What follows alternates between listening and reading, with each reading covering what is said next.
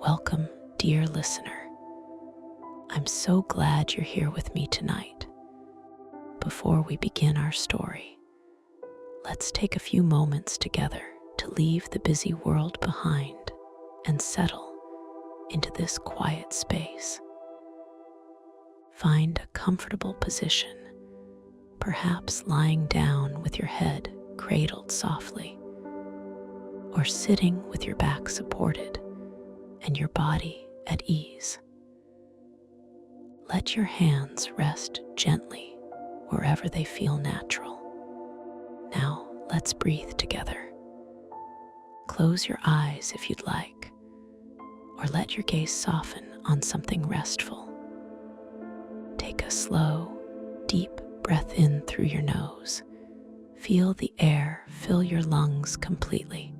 Hold it gently for just a moment.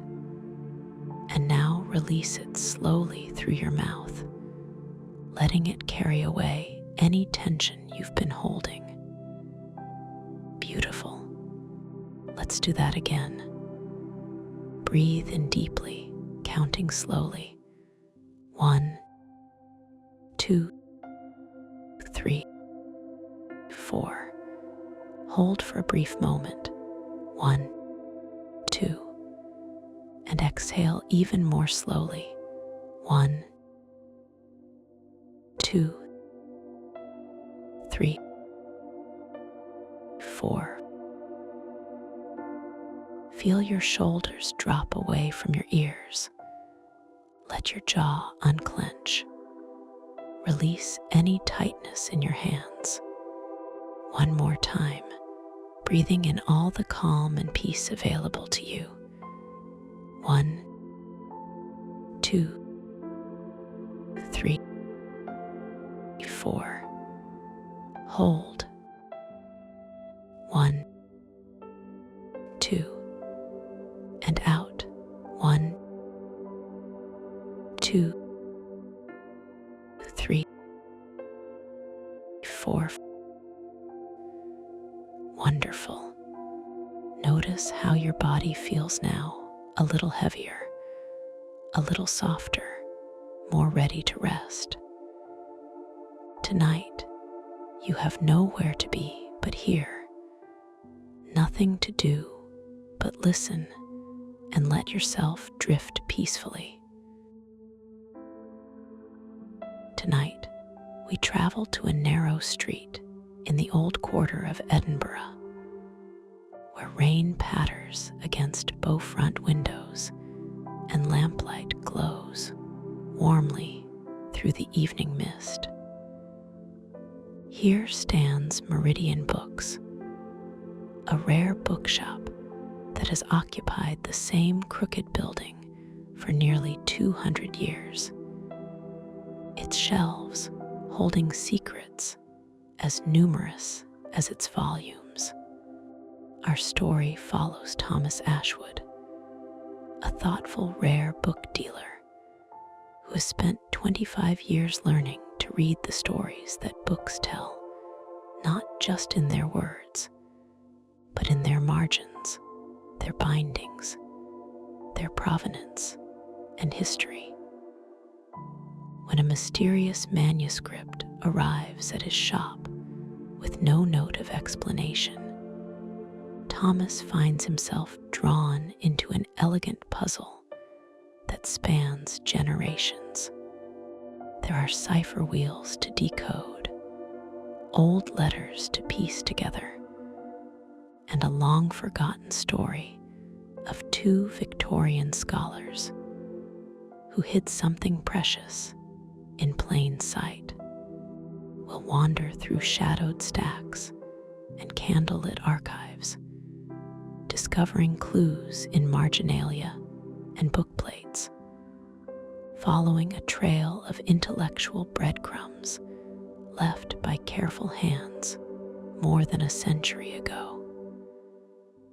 This is a mystery of patience and observation, where each revelation brings us closer to understanding, and where the journey itself is a pleasure.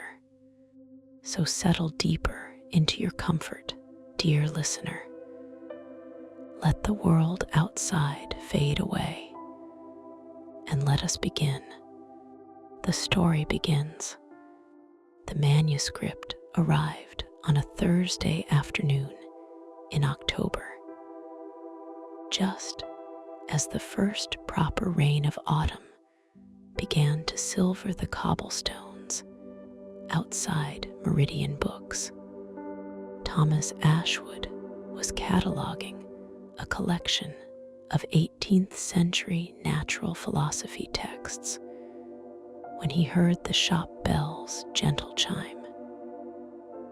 He looked up from his work table, a vast oak affair scarred by 2 centuries of bibliographic labor, to see his assistant, Fiona, emerging from the front room with a package wrapped in brown paper.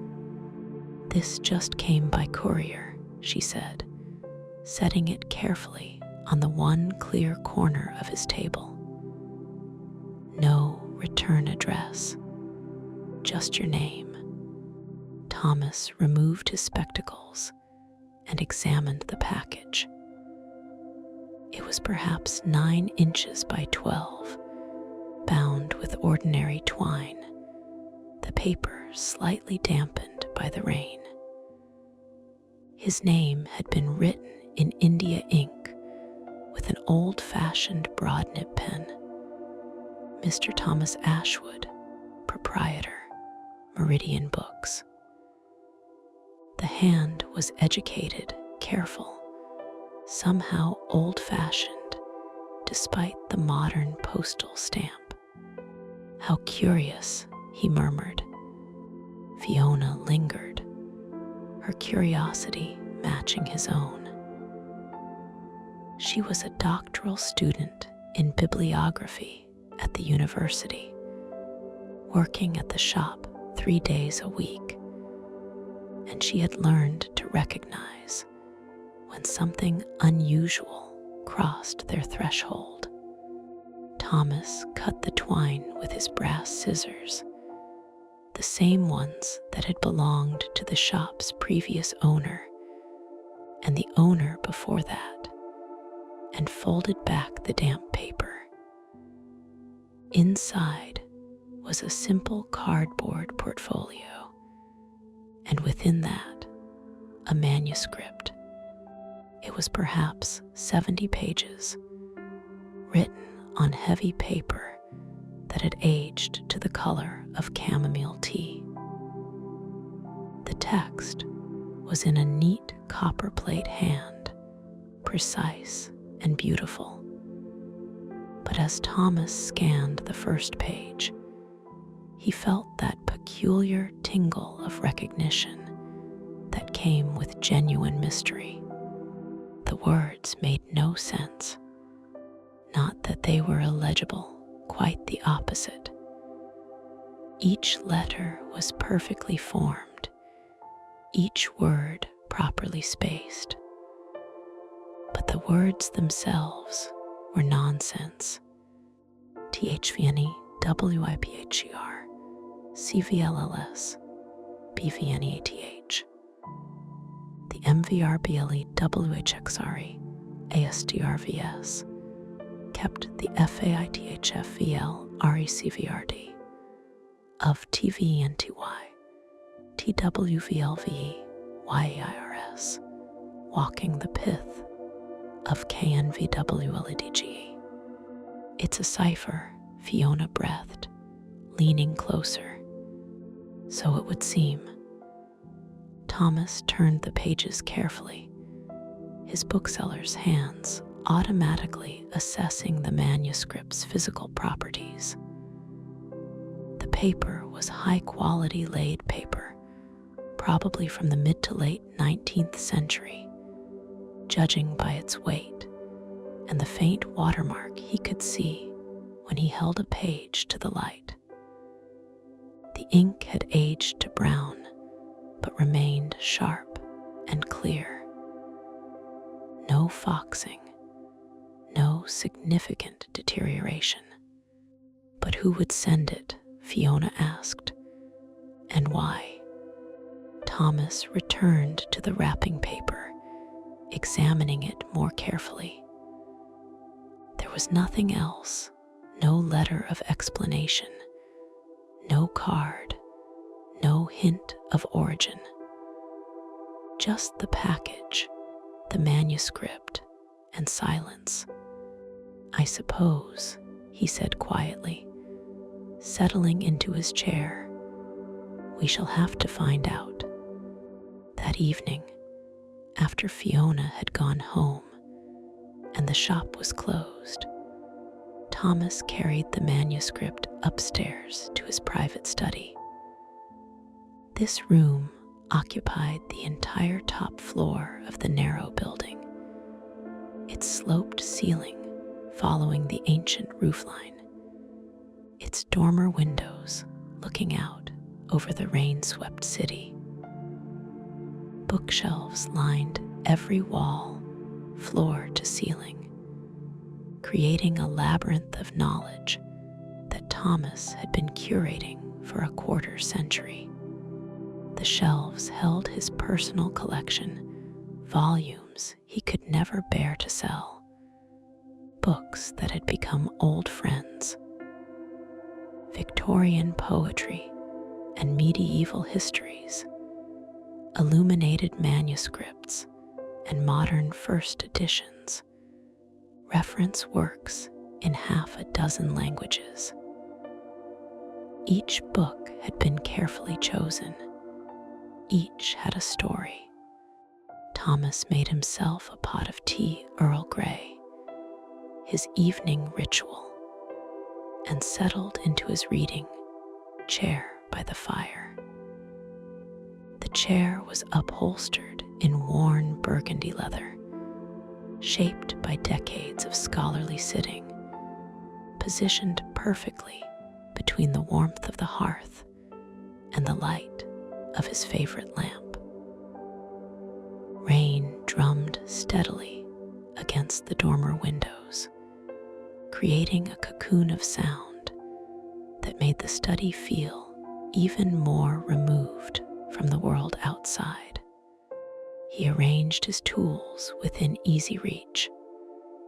The manuscript itself, a fresh notebook with cream-colored pages, his fountain pen, several reference works on codes and ciphers, and a magnifying glass with a brass handle that had belonged to his mentor.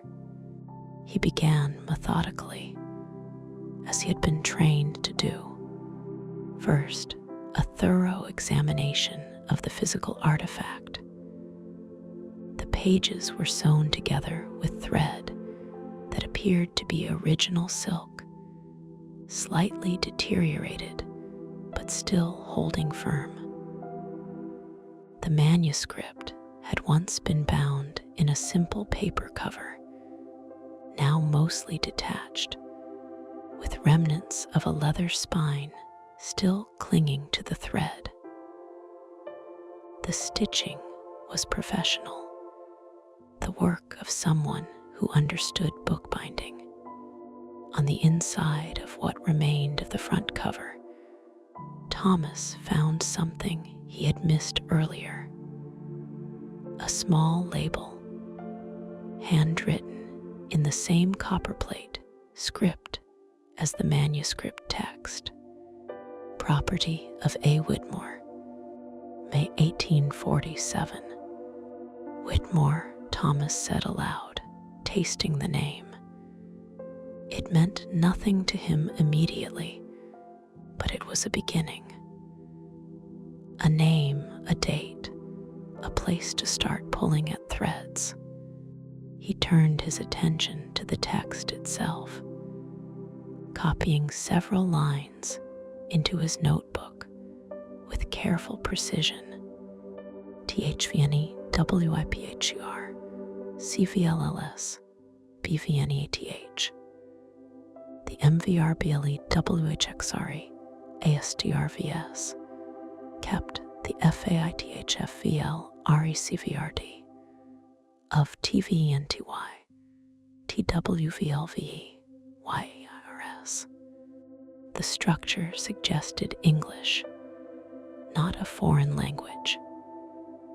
The words seemed to follow English patterns, articles, prepositions, nouns, verbs in recognizable positions. But many common letters had been replaced with V's, and the word cipher appeared to be spelled whiffer, suggesting perhaps a simple substitution system. Thomas reached for one of his reference books, Historical Ciphers and Their Solutions by Margaret Dennison. He had acquired it years ago from a deceased estate, more out of curiosity than professional need. But now he was grateful for its presence on his shelves. He spent the next hour working through possibilities, testing various cipher systems against the text. Simple substitution ciphers were the most obvious, each letter representing another letter according to a fixed pattern. The Romans had used such systems, so had Renaissance conspirators and Victorian lovers. But as he tested various arrangements, nothing emerged. The frequency patterns were wrong. The common words didn't resolve into anything recognizable. When he tried treating it as a Caesar cipher, shifting each letter by a fixed number of positions in the alphabet, he got only more nonsense. The rain intensified outside, drumming against the dormer windows with renewed vigor. Thomas refilled his teacup and returned to the manuscript, this time reading more carefully, looking not at individual letters, but at patterns and structures, at the architecture of the cipher itself. That's when he noticed something subtle. Certain letters seemed slightly darker than others, as if the writer had pressed harder with the pen at specific moments. It was barely perceptible. You would only notice if you were looking for variations, if you understood that every mark on a page carried potential meaning. Thomas fetched his magnifying glass and examined the first page under the bright circle of his lamp's light. Yes, there it was. In the nonsense text, certain letters had been given extra pressure, creating faint but definite emphasis. THEKYLASINTHEMARGIN. The key lies in the margin, Thomas whispered, feeling that familiar thrill of discovery that never grew old, no matter how many puzzles he solved. He turned his attention to the margins themselves. Unlike the text, which filled the center of each page in neat columns, the margins contained only occasional marks, small notations that he had initially taken for page numbers or section markers. But now, examining them more closely, he saw they formed a deliberate pattern.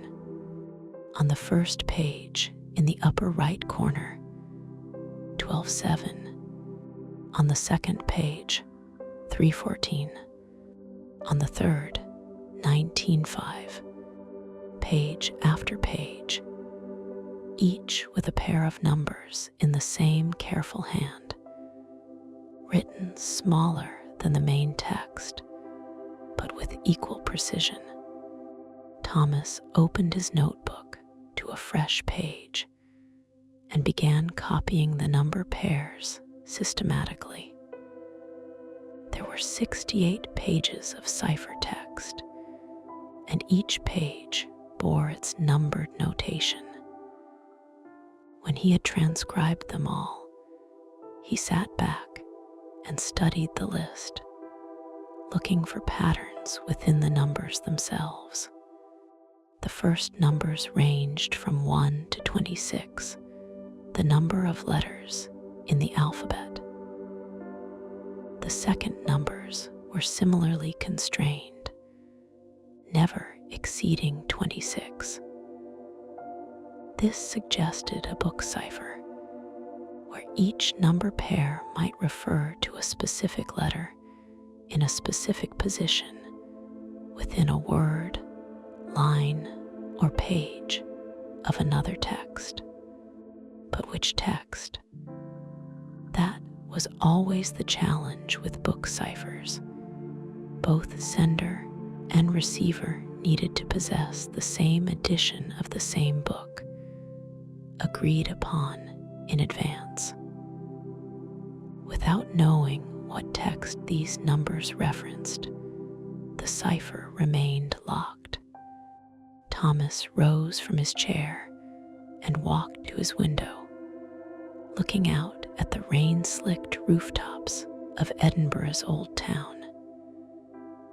Gas lamps glowed warmly in the streets below, their light reflecting in puddles and wet stone. Somewhere in this city, perhaps in this very neighborhood, was the key text that would unlock this cipher. The question was how to find it. He returned to the manuscript's cover label, Property of A. Whitmore, May 1847. That, he decided, was where he would begin. Tomorrow, he would research this A. Whitmore, discover who they had been, what circles they had moved in. Every cipher had a context, a human story behind the symbols. Find the story, and the cipher often opened like a flower. Thomas set the manuscript aside carefully, banking the fire for the night. But as he prepared for bed, his mind continued working through possibilities, testing theories, imagining the person who had created this elegant puzzle nearly 180 years ago. The next morning, Thomas opened the shop as usual at 9 o'clock, but his mind was elsewhere. The familiar ritual of unlocking the door, turning the sign to open, checking the till, and reviewing the day's appointments all happened on autopilot, while his thoughts circled around the mysterious manuscript upstairs.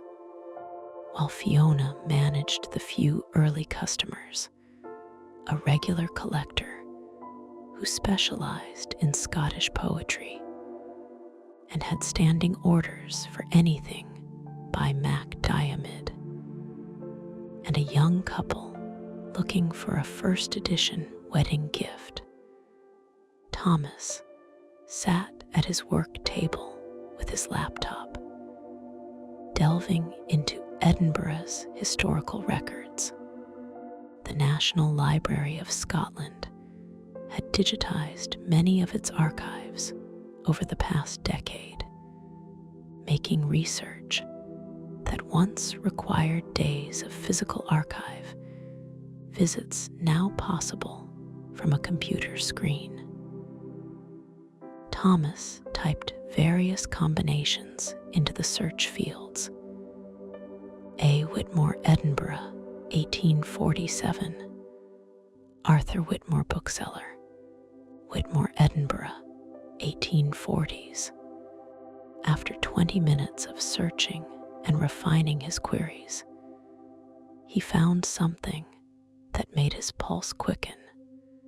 Arthur Whitmore, bookseller and stationer, 47 Princess Street, Edinburgh. Established 1831. Thomas clicked through to the detailed records. Arthur Whitmore had been born in 1808 in Leith, the son of a printer. He had been apprenticed to an Edinburgh bookseller at age 14, demonstrating such aptitude that he had established his own shop by 23. The shop had prospered modestly. Whitmore had never been wealthy, but he had earned respect in the trade. He had been active in the Edinburgh Bibliographical Society, that peculiarly Victorian institution where scholars and book collectors gathered to present papers on topics like watermarks, binding techniques, and the provenance of rare volumes. Whitmore had published several catalogues of rare works between 1838 and 1852, each carefully compiled and beautifully produced. He had died in 1889 at the age of 81, never married, survived by no direct descendants. But that was all the digital archive offered. For more detail, for the texture of the man's life and work, Thomas would need to visit the physical collections. He looked up as the shop bell chimed. An elderly woman he didn't recognize was browsing the Scottish history section. Fiona was helping the poetry collector locate a specific volume. The morning light slanted through the bow windows, illuminating dust motes and the spines of hundreds of books. This was the rhythm of his days. Normally, the gentle commerce of books, conversations with collectors, the satisfaction of connecting the right volume with the right person. But today, the manuscript upstairs called to him more insistently than any customer. Fiona, he called, making a decision. Can you manage the shop this afternoon? I need to visit the library. She emerged from behind a stack of antiquarian atlases, dusting off her hands. Of course, found something interesting. Perhaps a thread to pull at least. The manuscript. Her eyes brightened with curiosity. Have you made progress? Some. It's a cipher, definitely. But I need to understand who created it and why. The usual bibliographic detective work. Fiona grinned. My favorite kind. Go, I'll hold down the fort, but you have to tell me what you discover. Deal, Thomas said, already reaching for his coat.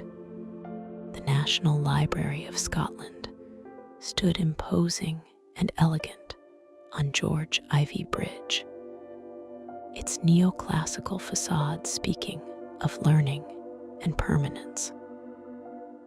Thomas had been a regular visitor for 25 years, ever since his apprenticeship with old Mr. Mac Allister, the previous owner of Meridian Books. Mac Allister had taught him that a good bookseller needed to be half scholar, understanding provenance and bibliography as thoroughly as any academic. The staff at the library's main desk knew Thomas well. He signed in, requested access to special collections, and made his way through security to the reading room, where researchers worked in concentrated silence among the library's treasures. The reading room was one of Thomas's favorite spaces in all of Edinburgh. High ceilings, tall windows admitting northern light, long tables where scholars bent over rare volumes with cotton gloves and careful hands. The air smelled of old paper and preservation, that particular scent of history carefully maintained. He approached the reference desk and spoke quietly to the librarian on duty, a woman named Helen, whom he'd worked with many times over the years. "I'm researching an Edinburgh bookseller named Arthur Whitmore," he explained. "Active from about 1830 to 1889. I'd like to see the Edinburgh Bibliographical Society's membership records from 1841-850, any published catalogs by Whitmore, and any correspondence files associated with his name." Helen made notes on a request form. "Give me about 40 minutes to pull those. The Bibliographical Society records are in the temperature-controlled vault. Will you need anything else? Perhaps once I see what's there." "Thank you, Helen." Thomas settled at his assigned desk, number 17, his favorite, positioned perfectly between windows for natural light and electric lamps for precision. He pulled out his notebook and reviewed his notes from the previous evening while he waited, thinking through what he knew and what he needed to discover. The materials arrived on a trolley 45 minutes later, 3 archive boxes and a small stack of bound catalogs. Thomas donned cotton gloves and opened the first box. The Edinburgh Bibliographical Society's membership records were meticulously maintained, leather-bound volumes with entries in various hands spanning decades. Thomas found the 1830 51850 volume and began reading carefully. Arthur Whitmore had joined the society in October 1835, sponsored by 2 established members. He had been an active participant from the start, attending meetings regularly, serving on committees, presenting papers. Thomas scanned through the meeting minutes, getting a sense of Whitmore's interests and contributions. Then, on the membership list for 1847, the year on the manuscript, Thomas found an entry that made him pause. Miss Aurora Sterling, corresponding member, specialist in classical languages and ancient manuscripts. Elected March 1847, a female member of a scholarly society in 1847 was unusual enough to be remarkable. Women weren't admitted to universities in Scotland at that time. Their participation in learned societies was rare and often controversial.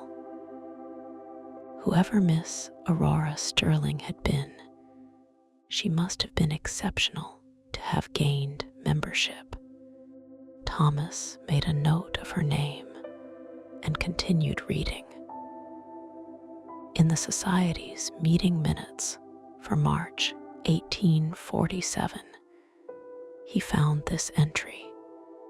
Mr. A. Whitmore presented his ongoing work on bibliographic ciphers, demonstrating how encrypted catalogs might preserve sensitive information about controversial texts while making such information available to qualified scholars.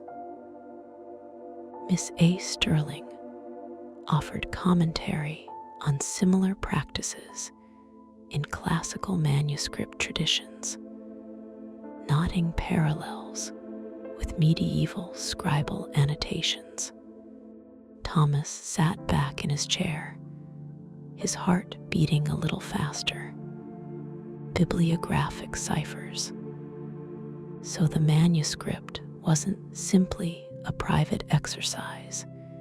It was part of a scholarly project, a way to encode and protect information. But what information had needed protecting? And what was the connection between Whitmore and Sterling? He turned to Whitmore's published catalogs, which Helen had provided in a separate stack. There were 3 in the library's collection, issued between 1838 and 1852. Thomas opened the 1847 catalog, issued in May of that year, the same month noted on the Mysterious Manuscript, a catalog of rare and curious works in philosophy, natural science, and classical literature. Offered for sale by Arthur Whitmore, bookseller, 47 Princess Street, Edinburgh. May 1847. The catalog was beautifully produced, typeset, and professionally bound, listing perhaps 200 volumes with careful descriptions of condition, provenance, and price. Thomas began reading through it, admiring Whitmore's bibliographic precision, his eye for significant details. Then something caught his attention, not in the content of the entries themselves, but in their structure.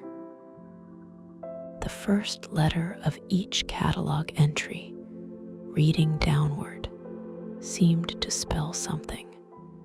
Thomas grabbed his pencil and began transcribing. Toaura.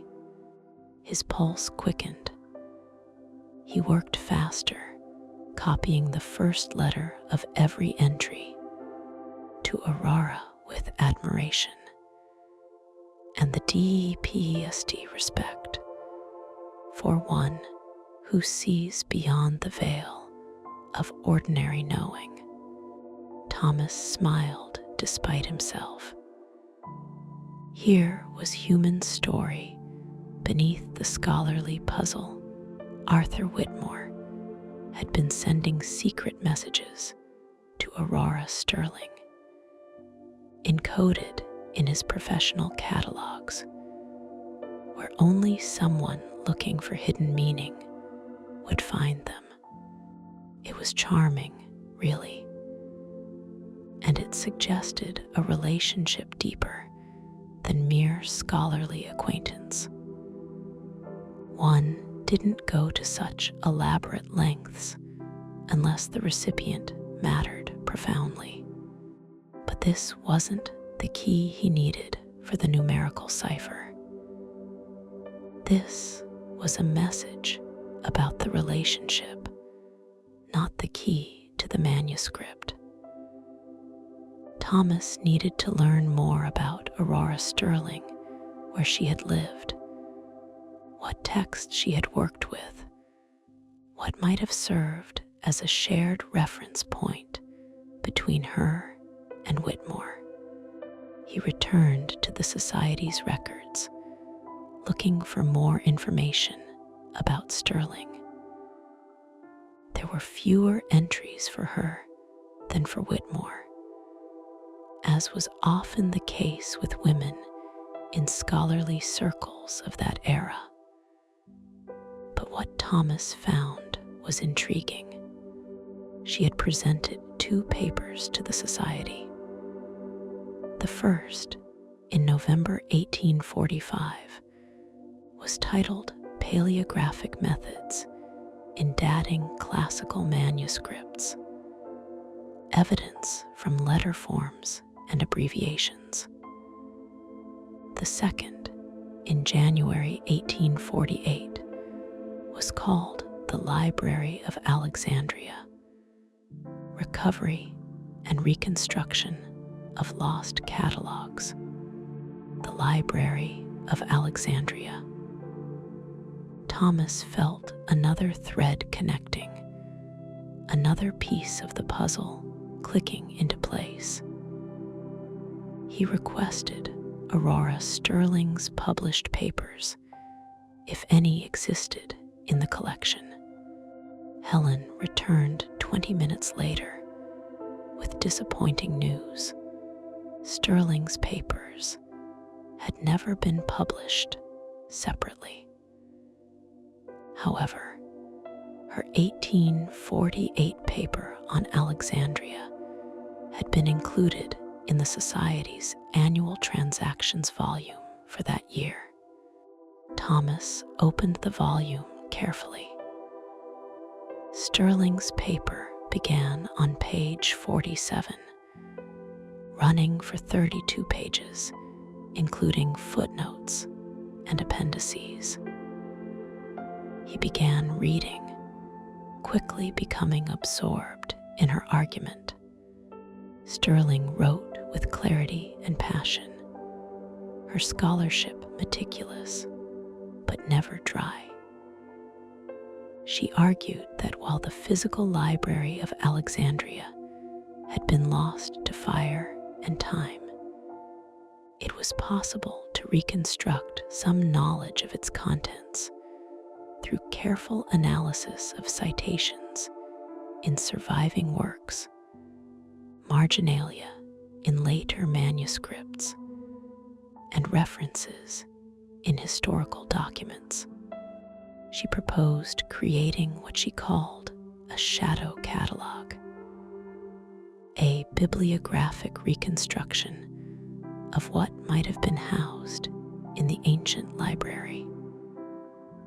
By examining every mention, every reference, every quotation from works known to have been stored in Alexandria, modern scholars could create a catalog of loss, a memorial to disappeared knowledge. The paper was scholarly and thorough, but Thomas could feel Sterling's emotion beneath the academic prose. She cared deeply about these lost works, about the knowledge that had vanished, about the scholars of antiquity whose life's work had been consumed by flame.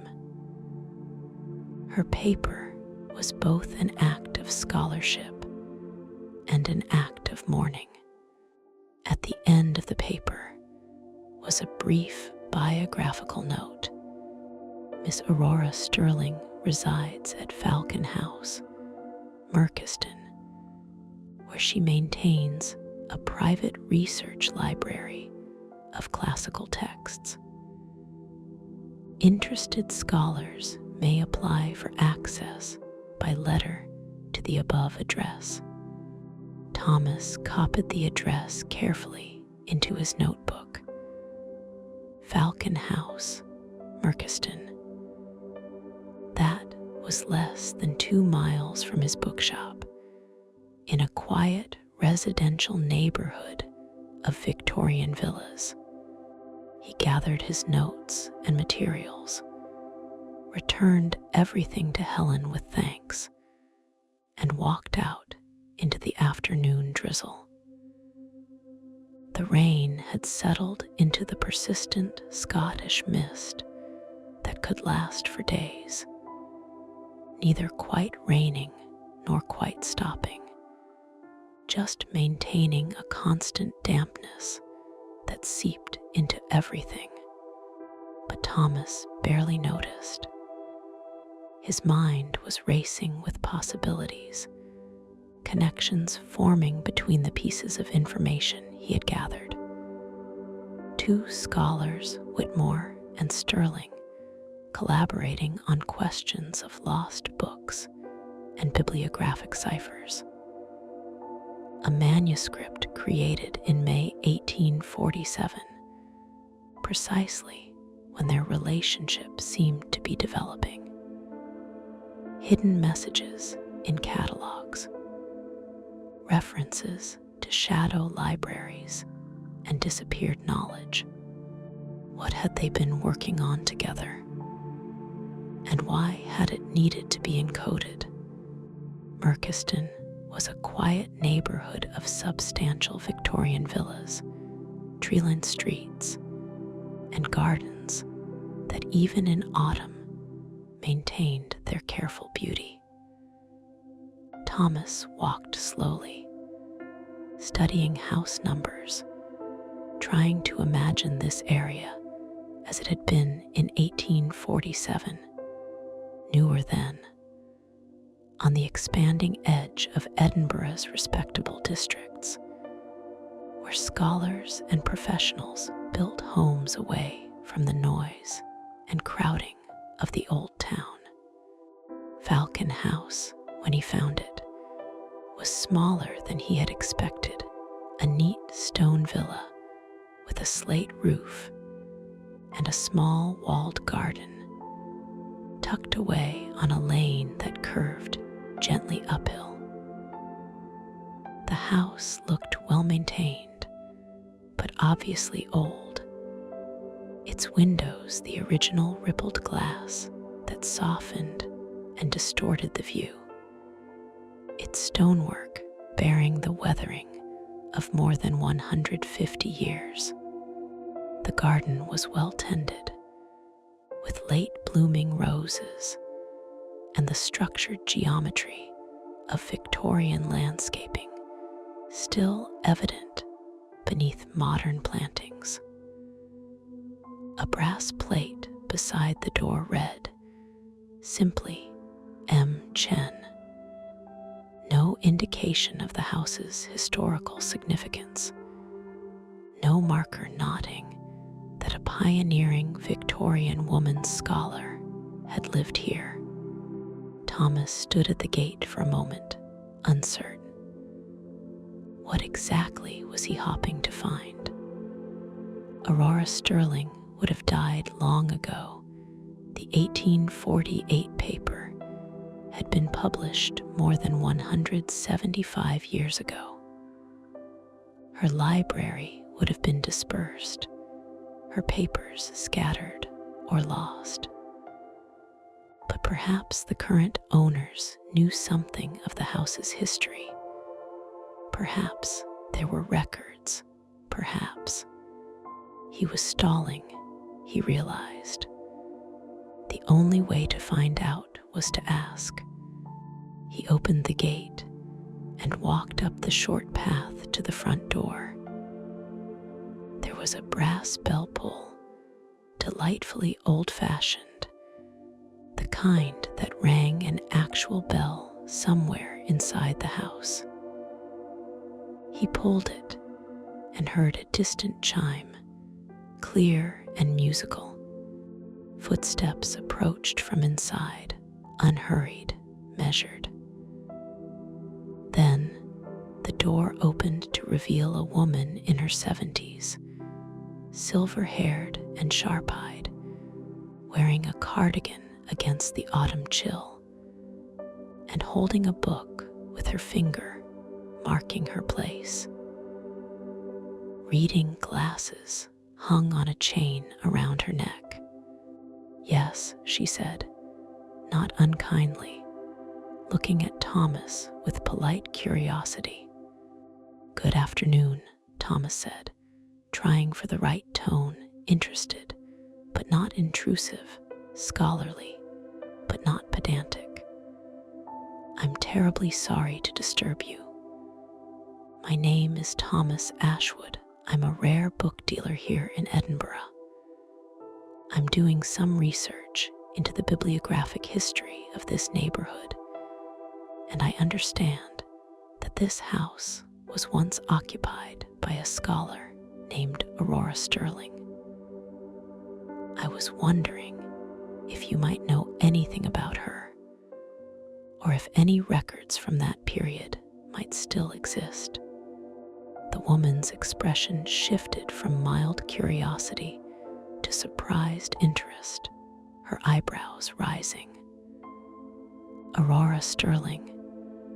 Good heavens, I haven't heard that name in years. Yes, she lived here. This was her house, built by her father in 1832. She lived here until her death in 1891. You know about her?" Thomas tried to contain his excitement, but he could hear it creeping into his voice. "I'm Dr. Margaret Chen," the woman said, stepping back from the door. "I bought this house 12 years ago precisely because of its connection to Sterling. I'm a retired classicist from the university, and Aurora Sterling was something of a pioneer in the field, though her work has been largely forgotten. Would you like to come in? This sounds like a conversation worth having properly." Thomas could have kissed her. "I would be absolutely delighted. Thank you." Dr. Chen's home was everything Thomas had hoped it would be, a scholar's paradise. Every room he glimpsed as she led him through the entrance hall was lined with books, floor to ceiling. Classical texts in Greek and Latin, modern translations and commentaries, reference works in multiple languages. The air smelled pleasantly of old paper, beeswax furniture polish, and the faint must of ancient volumes. She led him to a sitting room at the back of the house, where a fire burned cheerfully in a marble fireplace, and tea things sat on a low table, as if she had been expecting company. The room's walls were lined with glass-fronted bookcases filled with particularly beautiful volumes, first editions, fine bindings, books that were clearly both scholarly tools and treasured objects.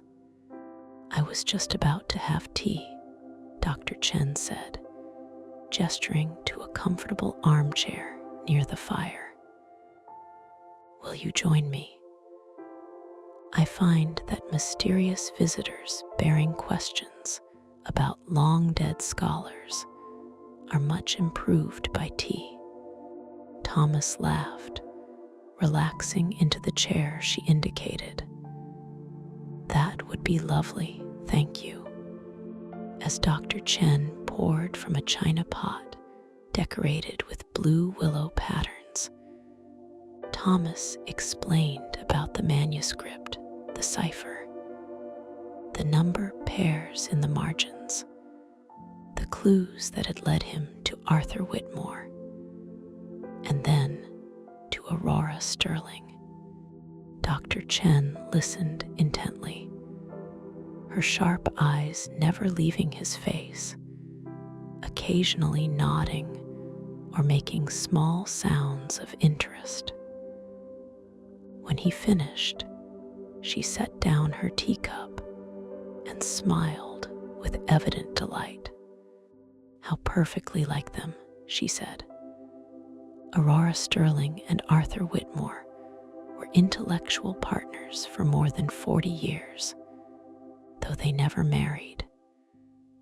They collaborated on several projects, mostly unpublished, exploring what they called bibliographic mysteries, puzzles, and encoding systems based on books and catalogs.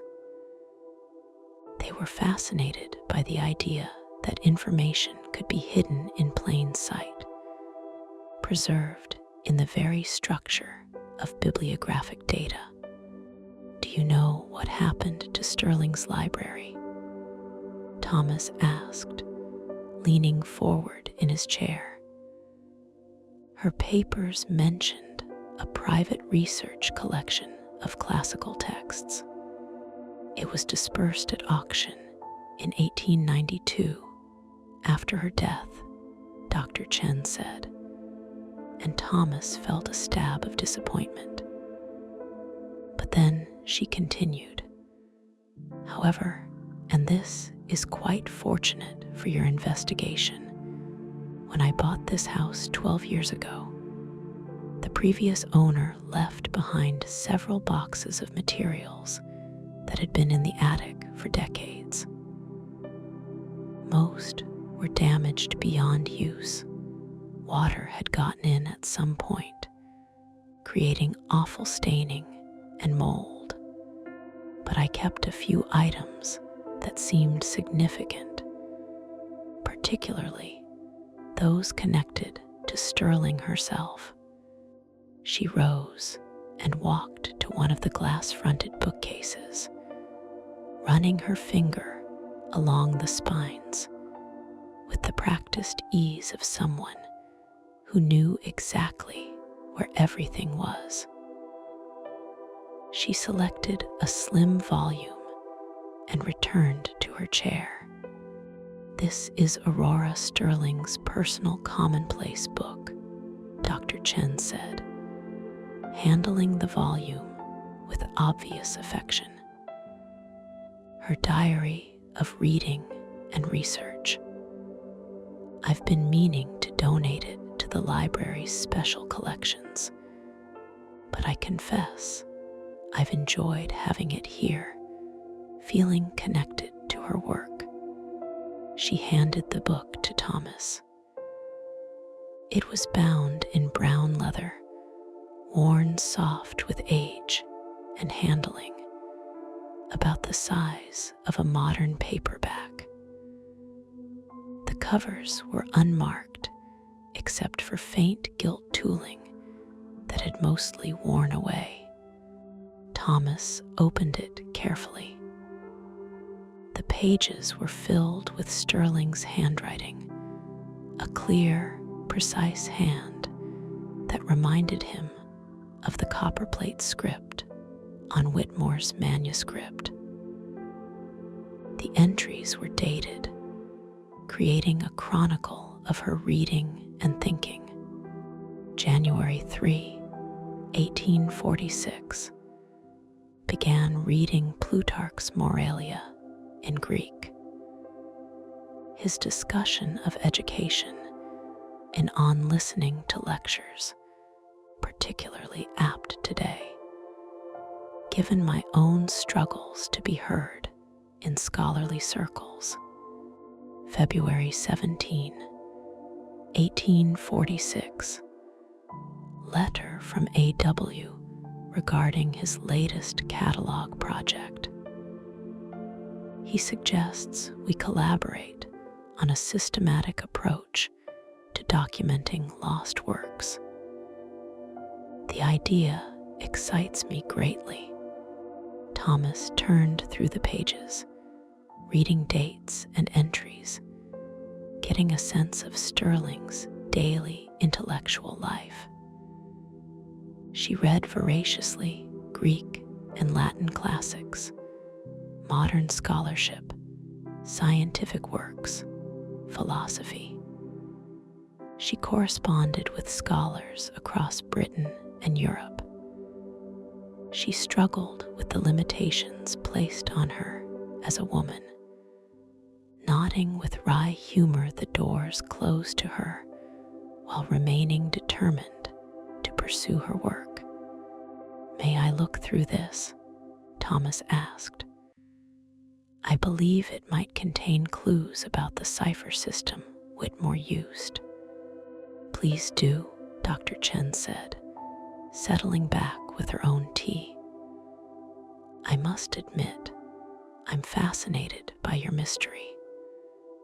I've spent years studying Aurora Sterling's published work, but I never knew about encoded manuscripts. It adds a whole new dimension to her story." Thomas found May 1847 and began reading more carefully. Sterling's entries from that month discussed various classical texts, notes on paper deterioration and preservation methods, observations about the unusually wet spring weather. Then, on May 15th, an entry that made his breath catch. A has completed his cipher manuscript and presented it to me with characteristic modesty. He claims it is merely an academic exercise in bibliographic encoding, but I see in it something more tender, a declaration written in the language we both love best. The key, of course, lies in the catalog he has so carefully constructed, that curious alphabetical garden where each entry stands as a letter in a longer message.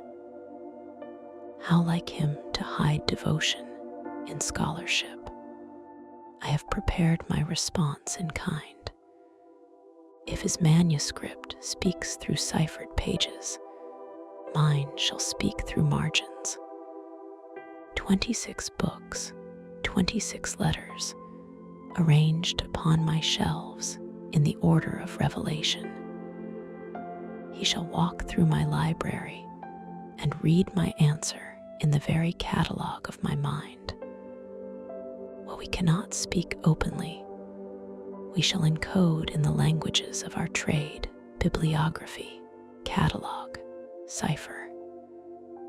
These are our love letters. Thomas read the passage twice, his heart beating faster.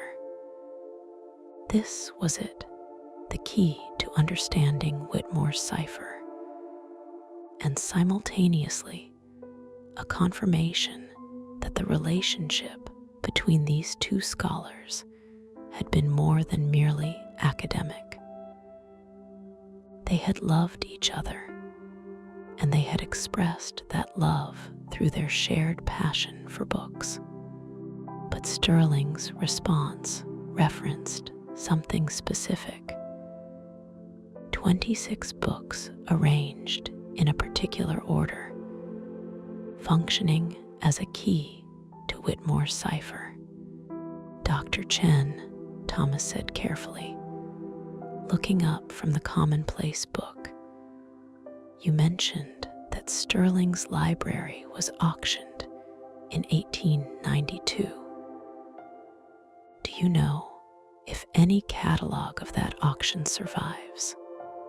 Dr. Chen's eyes widened with understanding. "Oh," she said softly. "Oh, how clever.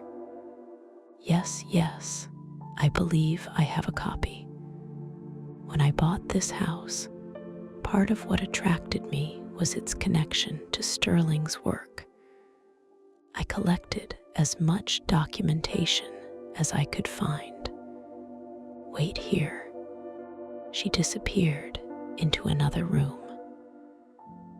Thomas heard the sound of filing cabinet drawers opening, papers rustling.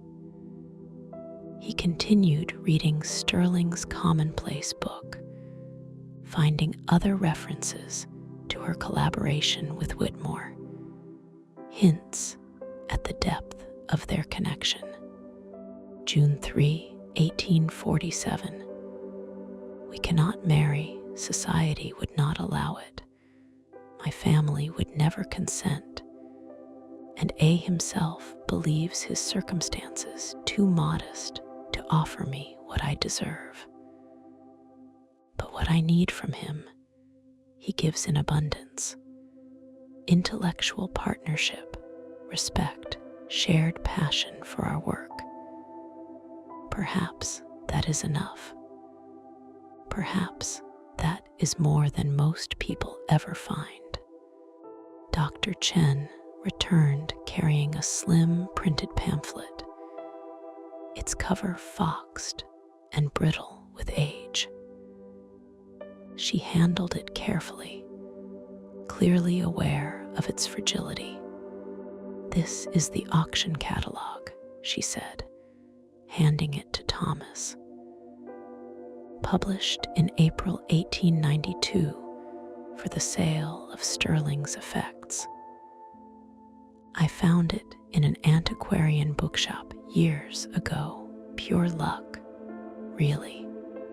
Catalog of the library of the late Miss Aurora Sterling, to be continue sold by auction at Falcon House, Merkiston, April 14th, 1892. Messrs. Dowell and Son, auctioneers. Thomas opened it with trembling hands. The catalog listed 1,247 volumes from Sterling's library, organized by subject: classical literature, philosophy, natural science, modern languages, history, biography. Each entry included lot number, author, title, edition information, and condition notes. He pulled out his notebook, where he had copied the number pairs from Whitmore's manuscript margins. The first pair had been 12/7. Thomas turned to the catalog and found Lot 12. Lot 12, Plutarch's Lives, Greek and English translation, 5 volumes, contemporary calf binding, Somewhere to Extremities, 1822 edition. The 7th letter of Plutarch's Lives was R. Thomas worked through the next several number pairs quickly. Lot 3, Aristotle's Ethics, 14th letter, E. Lot 19, Strabo's Geography, 5th letter, A. He was getting letters, but they didn't immediately form words. He tried different approaches: first letter of each title, last letter, middle letter, but nothing cohered. He turned back to Sterling's commonplace book, reading the May 15th entry again more carefully. 26 books, 26 letters, arranged upon my shelves in the order of revelation. 26 books, the number of letters in the alphabet. Not a random selection from the entire library, but a specific set of 26 volumes chosen to represent the alphabet itself. Thomas flipped through the auction catalog with new eyes. If Sterling had arranged 26 specific books to function as an alphabetic key, those books would need to be easily identifiable in the catalog. He looked for any subdivision or special category that might indicate a curated selection. And then he saw it. At the very beginning of the catalog, before the main subject-based listings, was a short section titled Books from Miss Sterling's Study, First Selections.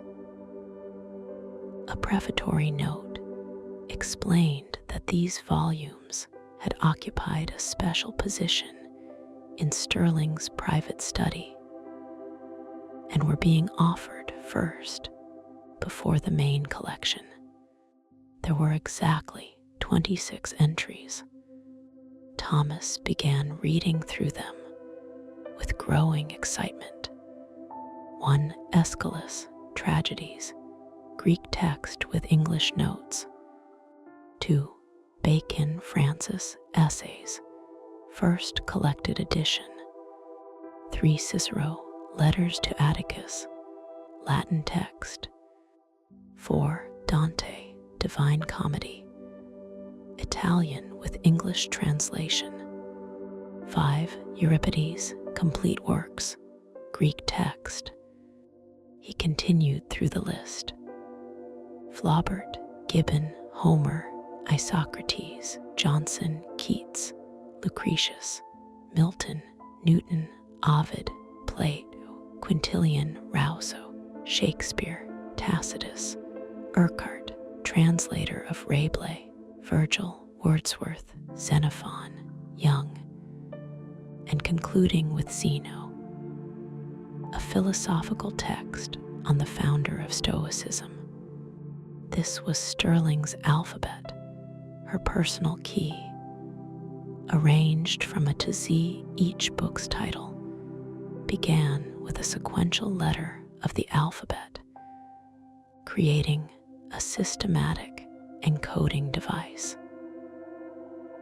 And Whitmore's manuscript used these books to encode his message, with the second number in each pair indicating which letter within each book's title to select. Thomas began decoding in earnest, his pencil moving rapidly across his notebook. The 12th book in Sterling's alphabet was Lucretius. The 7th letter of Lucretius was R. He continued working through the sequence, and slowly, wonderfully, Whitmore's hidden message began to emerge.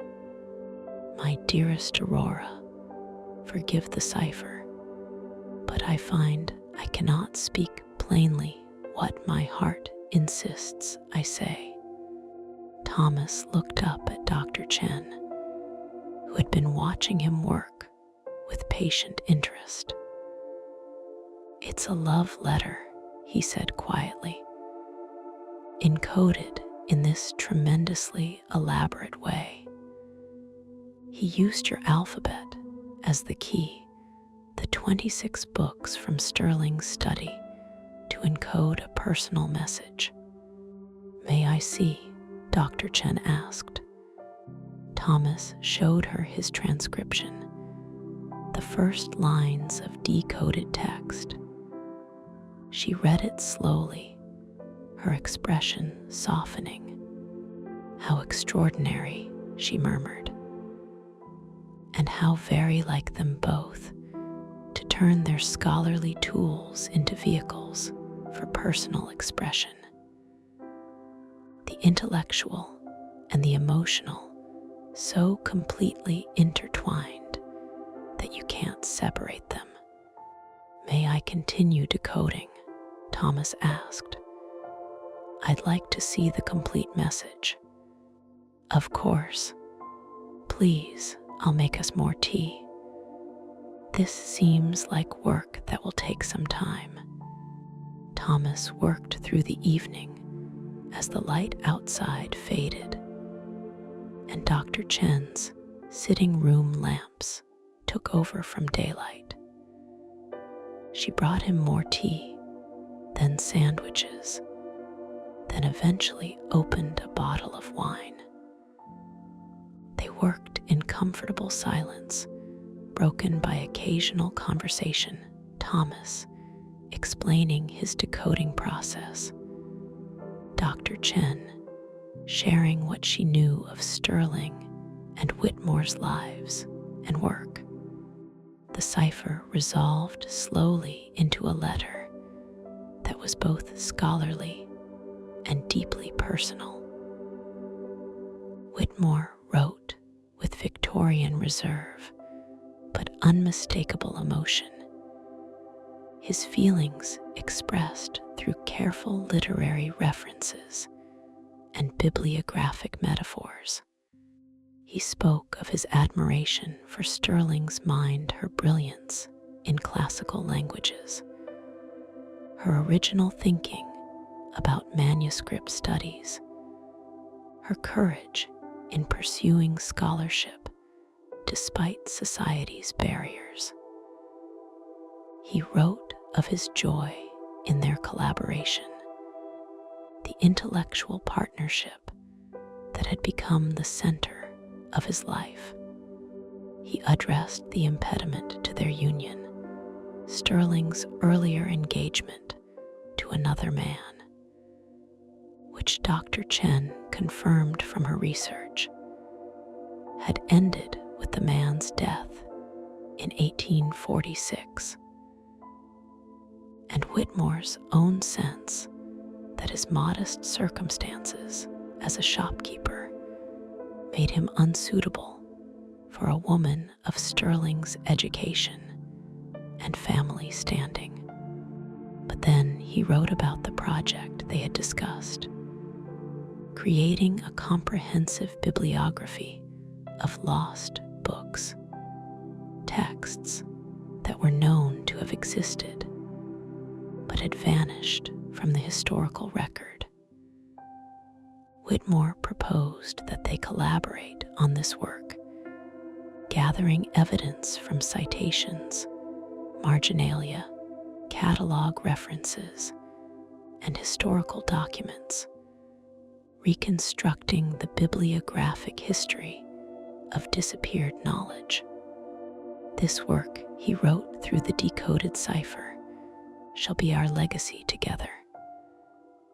Though society denies us the partnership of marriage, we shall create a partnership of scholarship that may outlive us both.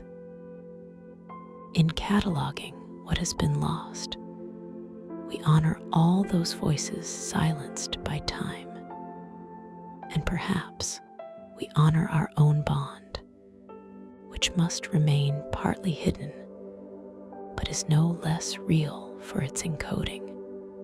The letter concluded, though we cannot be joined as the world allows, we are bound by something more enduring, the shared passion for preserving what has been, for honoring the work of scholars past, for ensuring that knowledge once kindled is never wholly extinguished. In that work, my dearest Aurora, you shall always have my partnership and my heart. The manuscript that accompanies this letter contains the beginning of our shadow catalog. Will you add your voice to mine in this endeavor? Your devoted colleague and friend, Arthur Whitmore. Thomas sat back when he had finished transcribing the last line.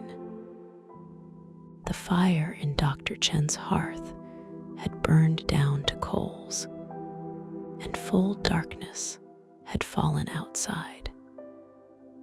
His hand ached from writing, but he felt profoundly moved, holding this message that had been locked away for nearly 2 centuries. "Have you finished?" Dr. Chen asked gently. She had been reading by the fire, occasionally glancing up to watch Thomas work, giving him space to concentrate. "Yes," Thomas said. "It's a love letter, essentially, but also a proposal for scholarly collaboration."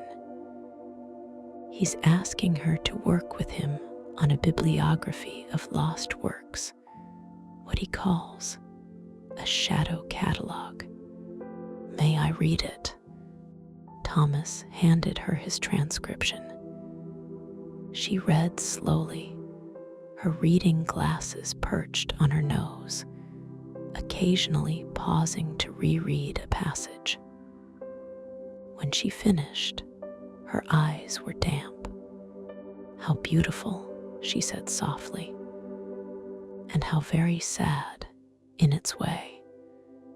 They clearly loved each other deeply, but they couldn't have a conventional relationship. So they channeled everything into their work, creating this extraordinary collaboration. "You mentioned they worked together for 40 years, Thomas said. "Did they ever marry?" "No, according to the biographical information I've pieced together. They remained close friends and collaborators until Sterling's death in 1891. Whitmore died 2 years later. Some of their contemporaries' letters mention them as an acknowledged pair, suggesting their relationship was known and accepted in scholarly circles, even if it remained unofficial." Thomas looked at the decoded letter again, then at the original manuscript with its layers of cipher. "Dr. Chen, I've decoded the message hidden in the margin numbers, Whitmore's letter to Sterling. But the main text is still ciphered. The nonsense words with the odd spellings.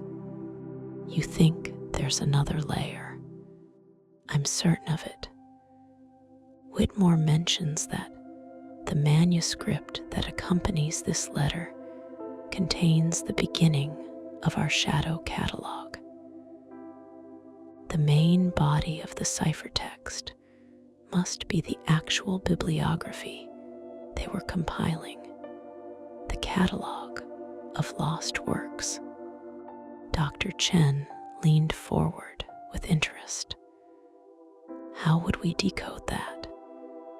You've already used Sterling's alphabetic key." Thomas thought about the clue hidden in the darker letters. The key lies in the margin. He had thought that meant the number pairs, which had given him Whitmore's letter. But perhaps there was another meaning, something more literal. He remembered Sterling's response, mentioned in her commonplace book, "Mine shall speak through margins." "Dr. Chen, you mentioned that some of Sterling's books survived in the attic boxes. Were any of them intact enough to read?" "A few. Most were damaged by water. The roof had leaked at some point before the previous owners repaired it. But I kept 3 books that had been Sterling's, with her book plates and annotations. May I see them?" Dr. Chen stood and led him through the house to a small room that served as her home office. Built-in shelves held modern reference works. Filing cabinets contained research papers, and a desk bore the organized clutter of ongoing projects. On a bottom shelf, behind more recent acquisitions, sat 3 books in poor condition, swollen from water damage, their covers warped and stained, their pages rippled and discolored. Thomas examined them gently, carefully opening each volume to assess the damage. The first was a Greek text of Sophocles' plays, the margins too stained to read any annotations. The second was a collection of Horace's odes, better preserved, but the margins contained only occasional Latin notes on grammar and meter. But the third book made Thomas's hands tremble with excitement. It was a volume of Ovid's Metamorphoses in the original Latin, published in Edinburgh in 1832, the year Stirling's father had built this house. The water damage had affected some pages, but others remained clear. And in the margins, in Aurora Stirling's careful hand, were notes that were not commentary on Ovid's Latin text. They were English words, one per page, numbered sequentially. 1, 2, 3. Thomas opened to the first page and read the marginal notation. 1 marble. He turned back to Whitmore's ciphered manuscript and found the opening line. THVNE WIPHUR CVLLS BVNEATH the MVRBLE. The word MVRBLE appeared in the text. If Thomas substituted Stirling's marginal word, marble, for MVRBLE, the sentence would begin to make sense. This wasn't a letter-for-letter cipher at all.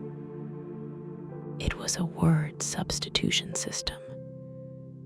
Each nonsensically spelled word in Whitmore's manuscript corresponded to a real English word written in Stirling's marginal annotations.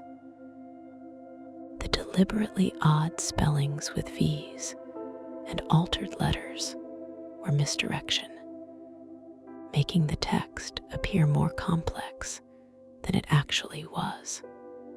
"This is brilliant," Thomas breathed. "It's a 2-key cipher."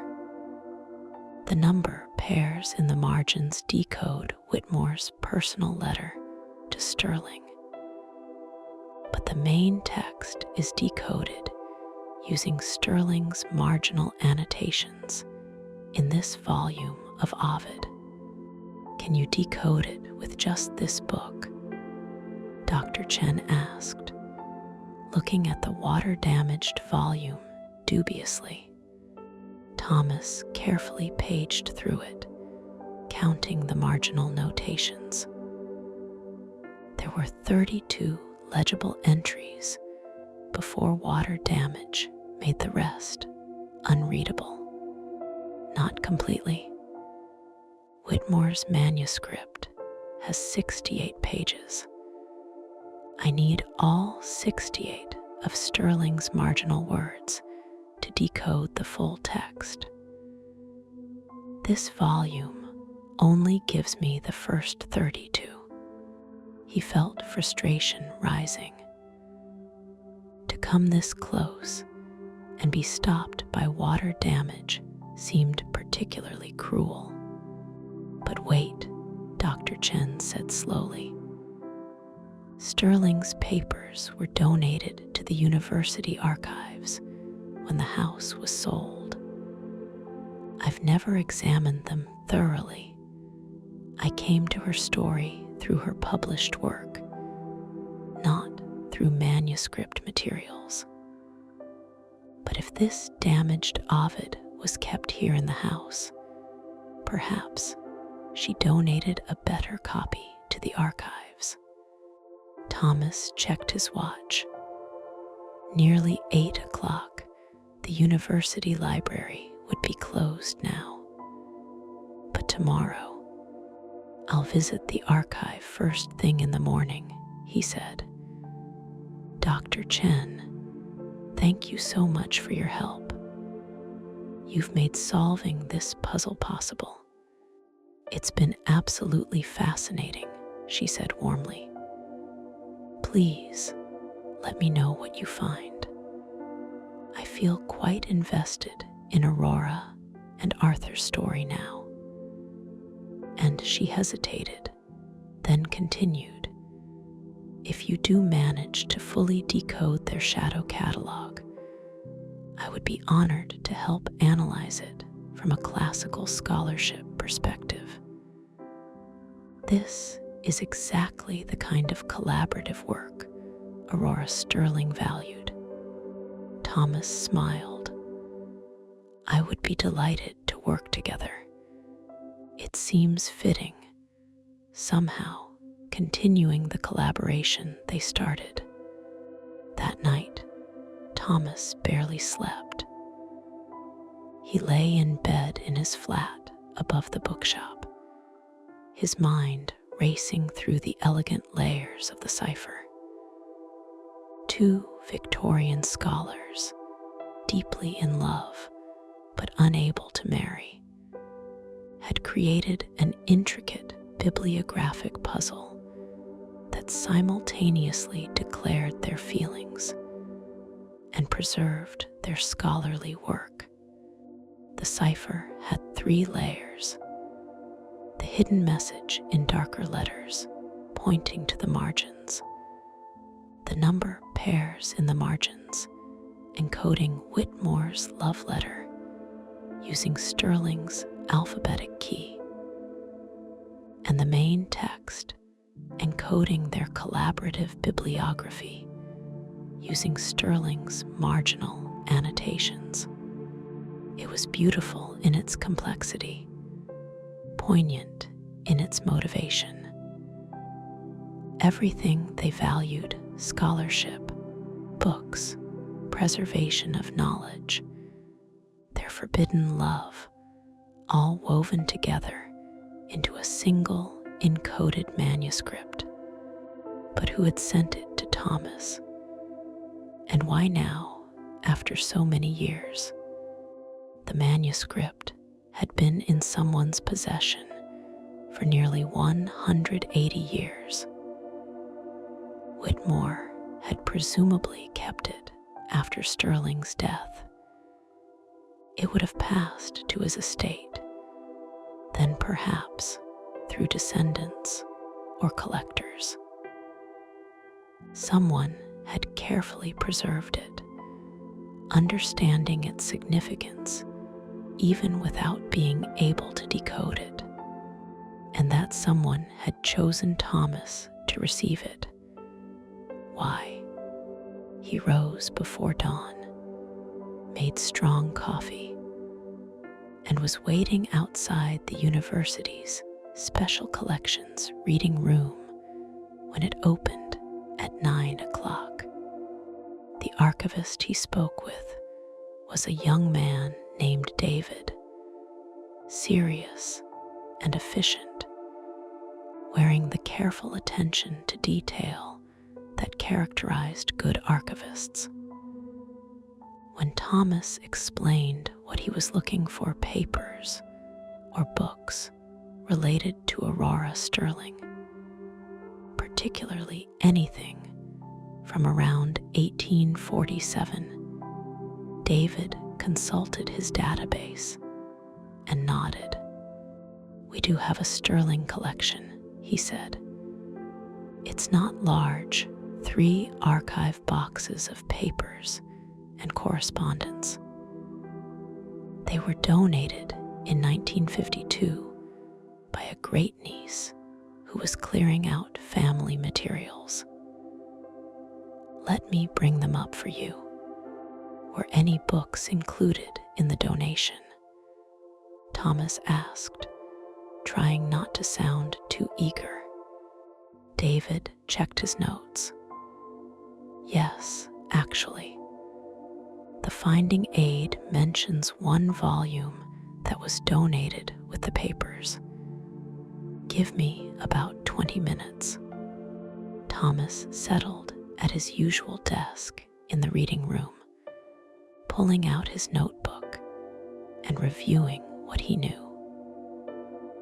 Around him, other researchers worked in focused silence. A graduate student examining medieval manuscripts, a retired professor reading through Victorian correspondence, the usual community of scholars pursuing their individual mysteries. David returned with a trolley bearing 3 gray archive boxes and a wrapped parcel. The boxes contain papers and correspondence, he explained. The book is here, separately wrapped. You'll need cotton gloves for everything. Thomas donned the gloves and opened the first archive box with practiced care. Inside were letters, primarily correspondence between Sterling and various scholars across Britain and Europe. Invitations to present papers, acknowledgments of publications, intellectual exchanges on questions of classical scholarship. Thomas worked through them methodically, reading each one, building a fuller picture of Aurora Sterling's scholarly life. She had corresponded with some of the leading classicists of her era, her letters demonstrating deep knowledge and original thinking. Several correspondents mentioned their admiration for her work, while also noting, with varying degrees of sympathy, the obstacles she faced as a woman in academic circles.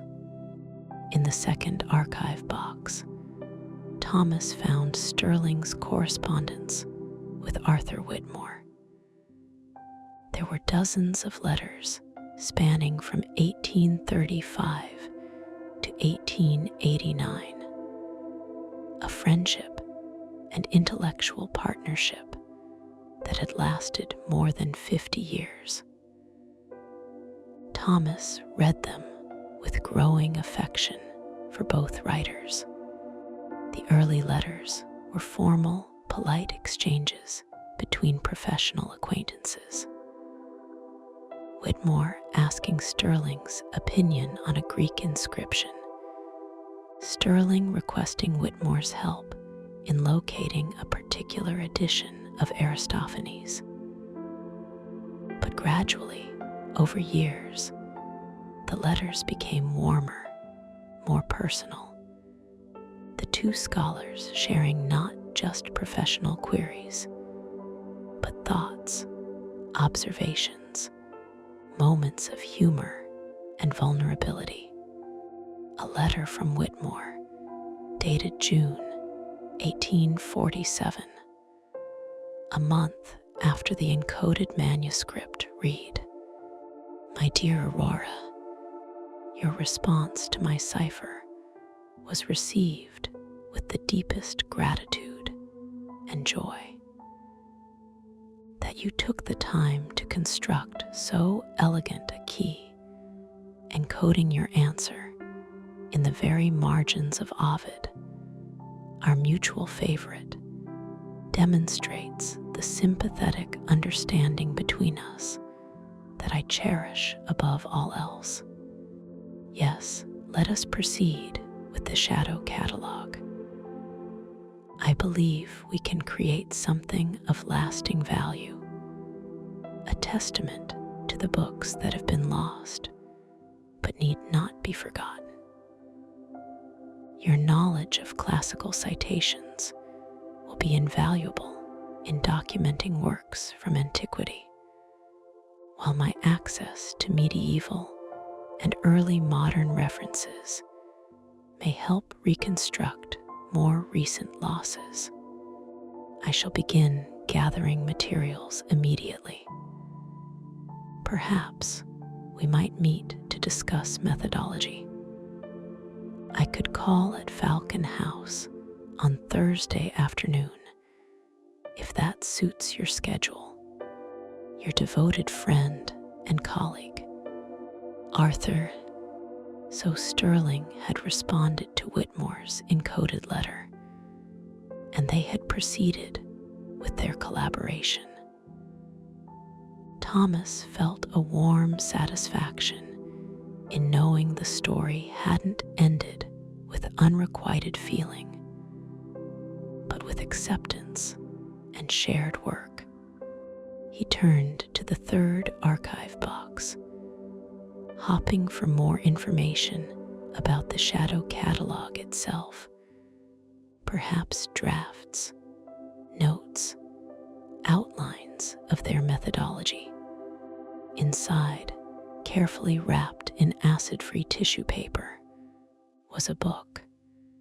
Thomas lifted it out with trembling hands, knowing even before he unwrapped it what it would be. It was a Latin edition of Ovid's Metamorphoses, published in Edinburgh in 1832. Unlike the water-damaged copy from Sterling's attic, this one was in beautiful condition, leather binding intact, pages clean and crisp, gilt edges still bright, and its margins, Thomas saw with a thrill of discovery, were filled with Aurora Sterling's handwriting. He opened to the first page. In the margin, in Sterling's careful script, one marble, the same word as in the damaged copy, confirming his theory.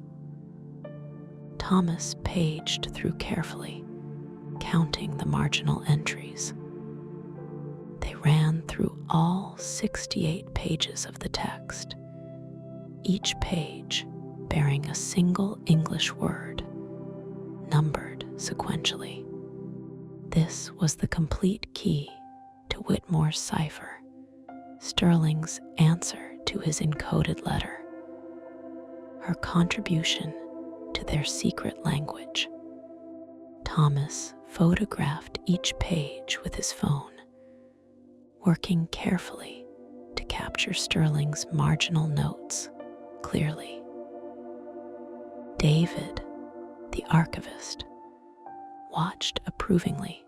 This was exactly what modern scholars were encouraged to do, creating digital records for later study while preserving the original artifacts. When Thomas finished, he sat back and looked at the volume with profound respect. This unassuming book of Latin poetry had served as a key to unlock Victorian secrets, a bridge across centuries between scholars who valued knowledge above all. I'd like to return tomorrow to spend more time with the correspondence, Thomas told David. But may I take my photographs of the Ovid with me? I have a manuscript I'm decoding, and these marginal notes are the key. Of course, David said. That's what the collection is here for, to be used by researchers.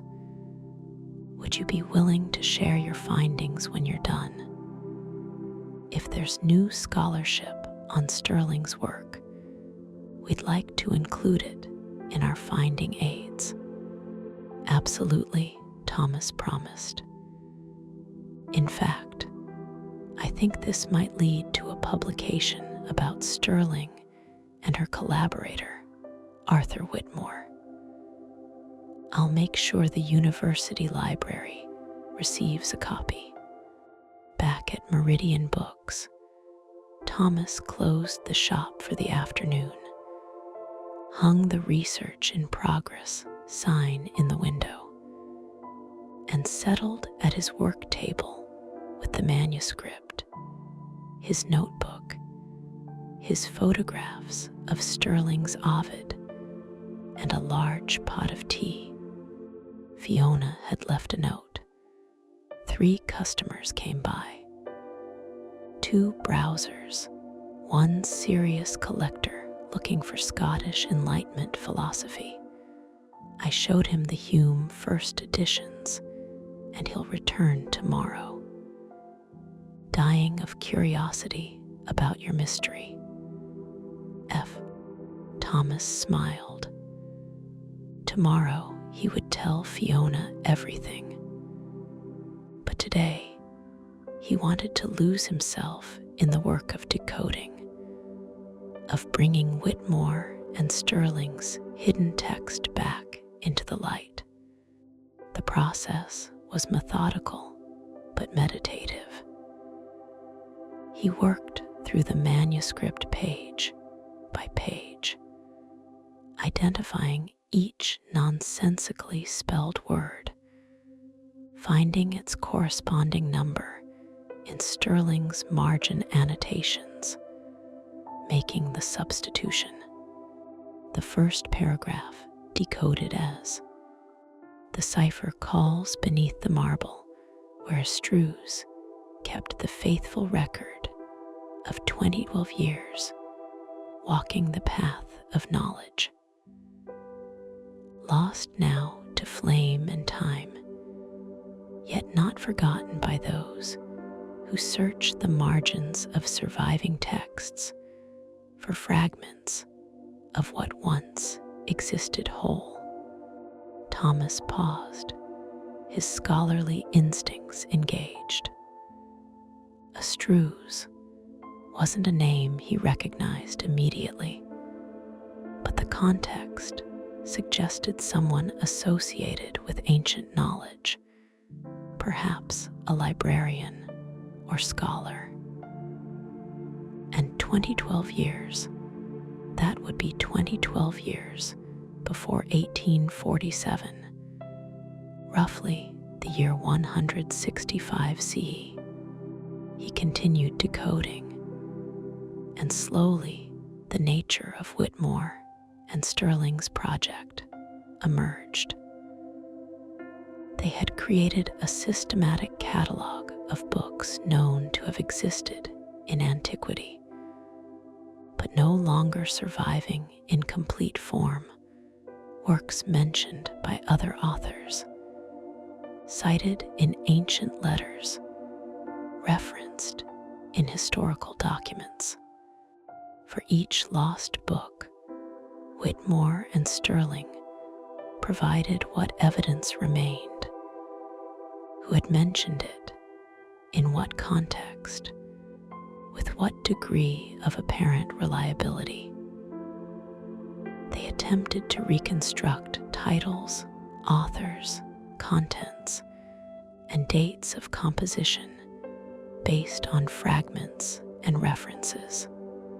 The catalog was organized by subject: philosophy, drama, history, natural science, poetry, letters.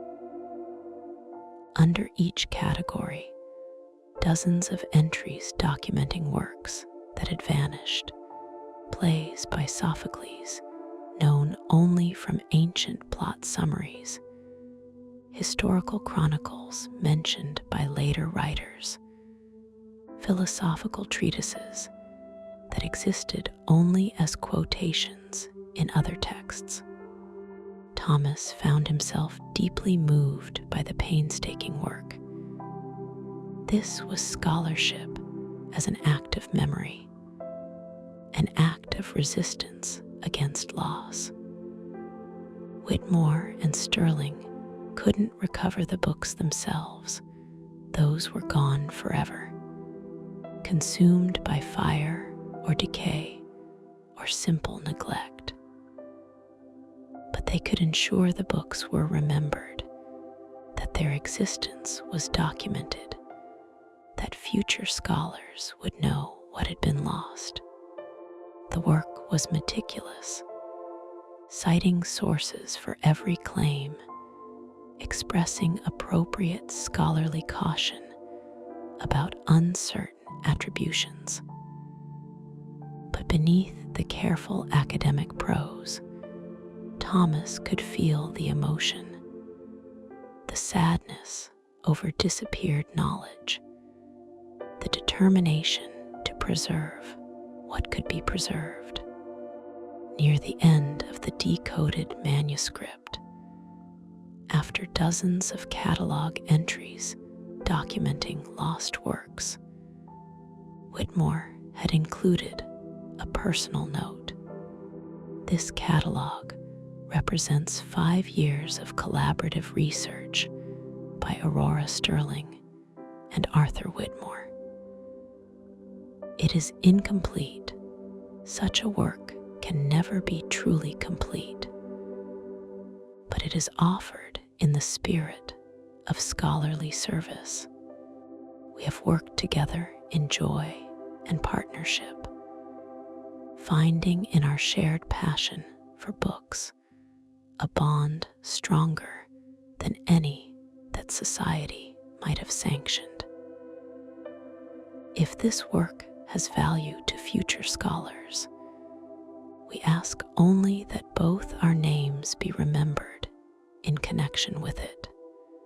The encoding of this manuscript was necessary for reasons both practical and personal. Some of the works cataloged here were considered controversial in their time, and documenting their existence might have proven difficult had this catalog been openly published. Moreover, the cipher allowed us to preserve our private correspondence within the frame of our scholarly collaboration, hiding personal declaration within academic work.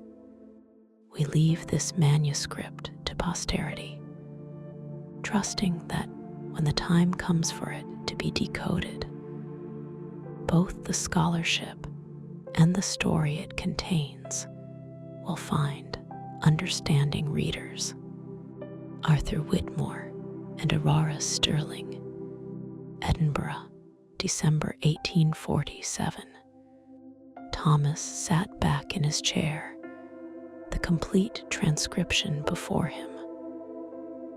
The afternoon had faded into evening without him noticing. The shop was dark except for his work lamp, and rain had begun again outside, pattering against the windows.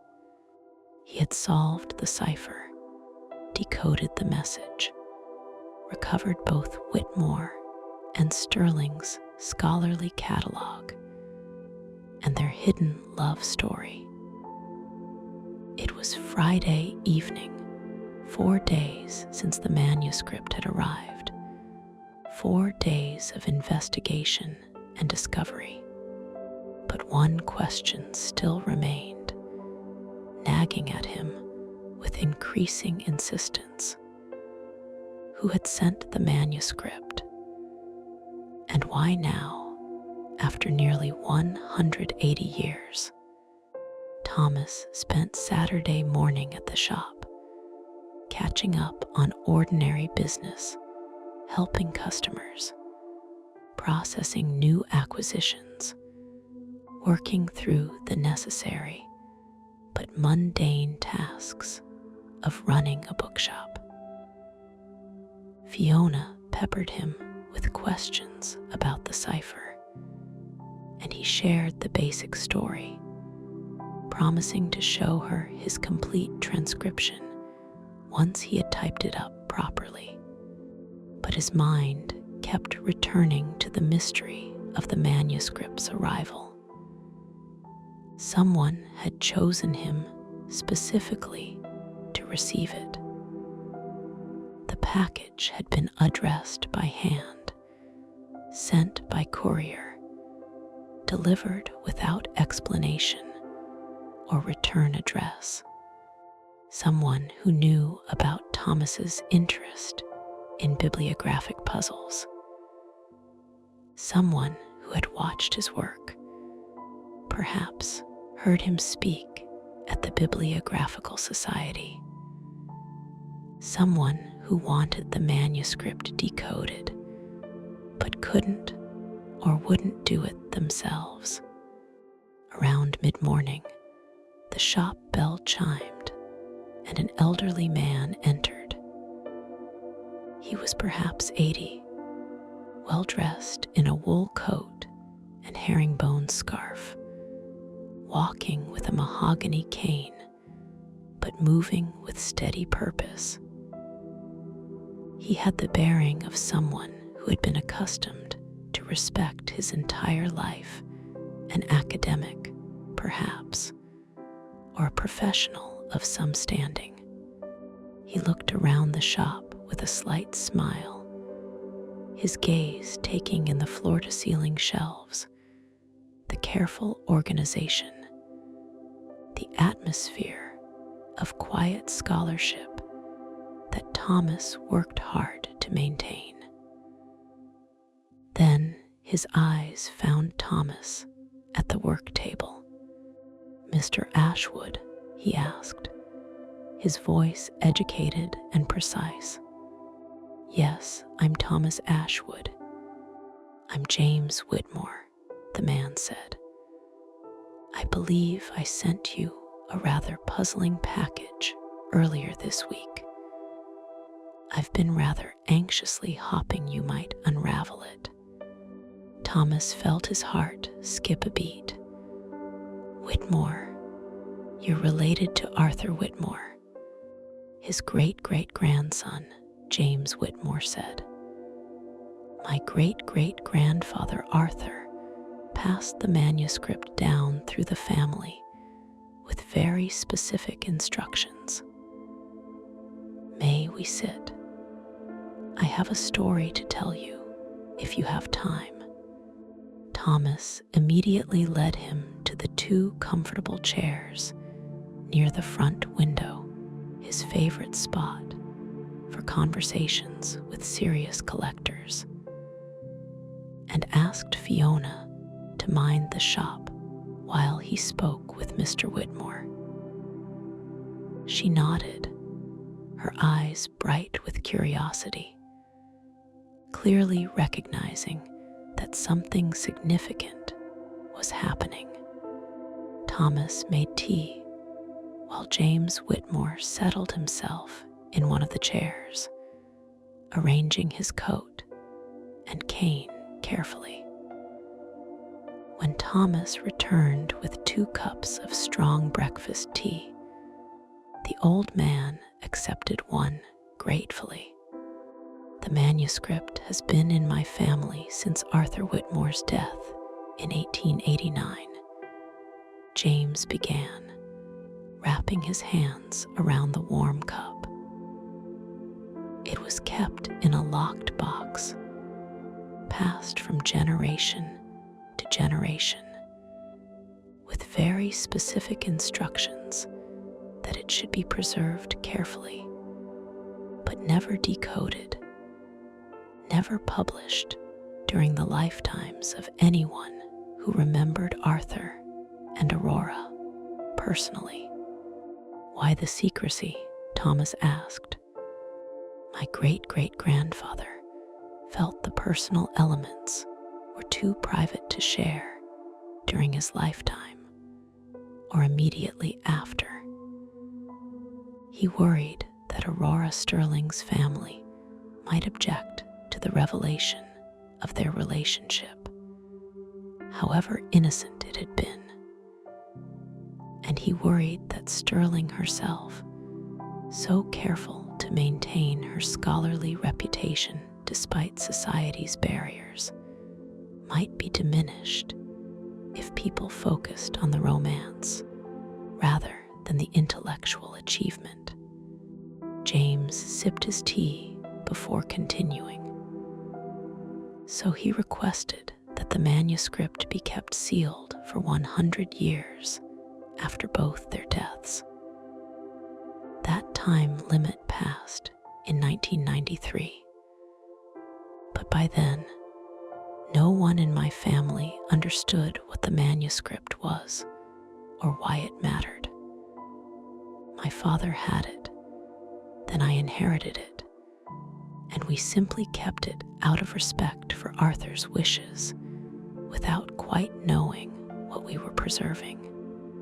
But you decided to send it to me, Thomas said. Why? James smiled. I'm 83 years old, Mr. Ashwood. I have no children, I never married, and I'm the last of the Whitmore line. When I die, this manuscript would end up in an estate sale, sold to whoever bid highest, its context and meaning completely lost. That seemed a poor fate for something so carefully created, for a piece of my great-great-grandfather's life and heart. He set down his teacup and leaned forward. I've been watching your shop for years. Well, not literally watching. I live in Newcastle now, but I've followed your career in the trade. You handle rare books with respect and knowledge. You've written articles about bibliographic puzzles for the trade journals. You've given talks at the Bibliographical Society. I've attended 2 of them. And I thought, perhaps you would be the right person to receive Arthur's manuscript. Perhaps you would care enough to decode it, to understand what it meant, to honor the story it contains. I did, Thomas said quietly. It's a remarkable piece of work. Both the cipher system and the scholarship it preserves. Whitmore and Sterling created something genuinely beautiful, intellectually rigorous, and emotionally profound. James Whitmore's eyes brightened with what looked like tears. Have you fully decoded it? Do you know what the main text says? Yes, it's a bibliography of lost works, what they called a shadow catalog. 5 years of collaborative research, documenting hundreds of books known to have existed in antiquity, but no longer surviving. Each entry carefully sourced, each attribution critically examined. It's genuine scholarship, meticulous and valuable. Then their work can finally be shared. James leaned forward eagerly. That's what I hoped. Arthur Whitmore wanted the catalog preserved. I found letters in our family papers making that clear. But he couldn't publish it openly in his lifetime without revealing Sterling's involvement. And society at that time would have dismissed or devalued anything associated with female scholarship, particularly scholarship produced in collaboration with a man she wasn't married to. The scandal would have hurt both their reputations. So he encoded it, Thomas said, understanding. Preserved it in cipher, waiting for a time when it might be decoded and valued properly. Exactly. And now that time has come. Mr. Ashwood, would you be willing to edit the manuscript for publication? Present it with the full story of its creation, both the intellectual history and the personal relationship. I can't think of a better memorial to Arthur and Aurora than having their work finally acknowledged in both dimensions, the scholarly and the emotional. Thomas felt the weight of the request, the honor of it. To be entrusted with bringing Victorian scholars' hidden work into modern light, to ensure their names were remembered together as they had requested. It was the kind of opportunity that rarely came in a bookseller's career. "I would be privileged to do so," he said. "And I know a classicist who would be an ideal collaborator, Dr. Margaret Chen, who actually lives in Sterling's old house at Falcon House. She spent years studying Sterling's published work and would be perfect to help contextualize the classical scholarship in the Shadow Catalog." James Whitmore smiled broadly, his relief evident. "Perfect. Absolutely perfect. I had hoped you might find her. I understand she's done important work recovering the contributions of Victorian women scholars." They talked for another hour, working out the practical details. James would donate the original manuscript to the National Library of Scotland's special collections, where it would be properly preserved and made available to researchers.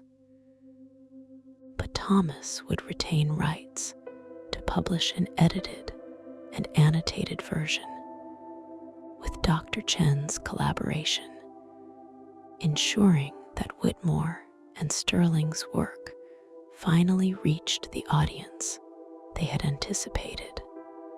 James also offered to provide access to his family papers, letters from Arthur Whitmore, family stories passed down through generations, context that would enrich the publication. He seemed genuinely relieved to have found someone who understood and valued what his great-great-grandfather had created. As James Whitmore prepared to leave, he paused at the door of the shop, one hand on the frame, looking back at Thomas. "Thank you, Mr. Ashwood. You've given Arthur and Aurora something they never had in life, a chance to be acknowledged together as partners in scholarship and affection. The world denied them that recognition, but you're making it possible now. That matters more than I can properly express. Thank you for trusting me with their story," Thomas said. "It's been an honor to solve this puzzle, and it will be an honor to share their work." After James Whitmore left, Thomas stood in his shop for a long moment, looking at the shelves of books surrounding him. How many stories did they contain? Not just in their printed words, but in their margins, their provenance, their history of passing from hand to hand across generations. Whitmore and Sterling had understood that books were more than objects. They were vessels of human connection, carriers of knowledge across time, silent witnesses to love and loss, and everything that made people human. And now their story, so carefully encoded, would finally be told. Over the following months, Thomas and Dr. Chen worked together to prepare the Shadow Catalog for publication. They met regularly at Falcon House, working through the decoded manuscript page by page, annotating Whitmore and Sterling's entries with modern bibliographic information. For each lost work that Whitmore and Sterling had documented, Thomas and Dr. Chen tracked whether any new evidence had emerged in the past 175 years.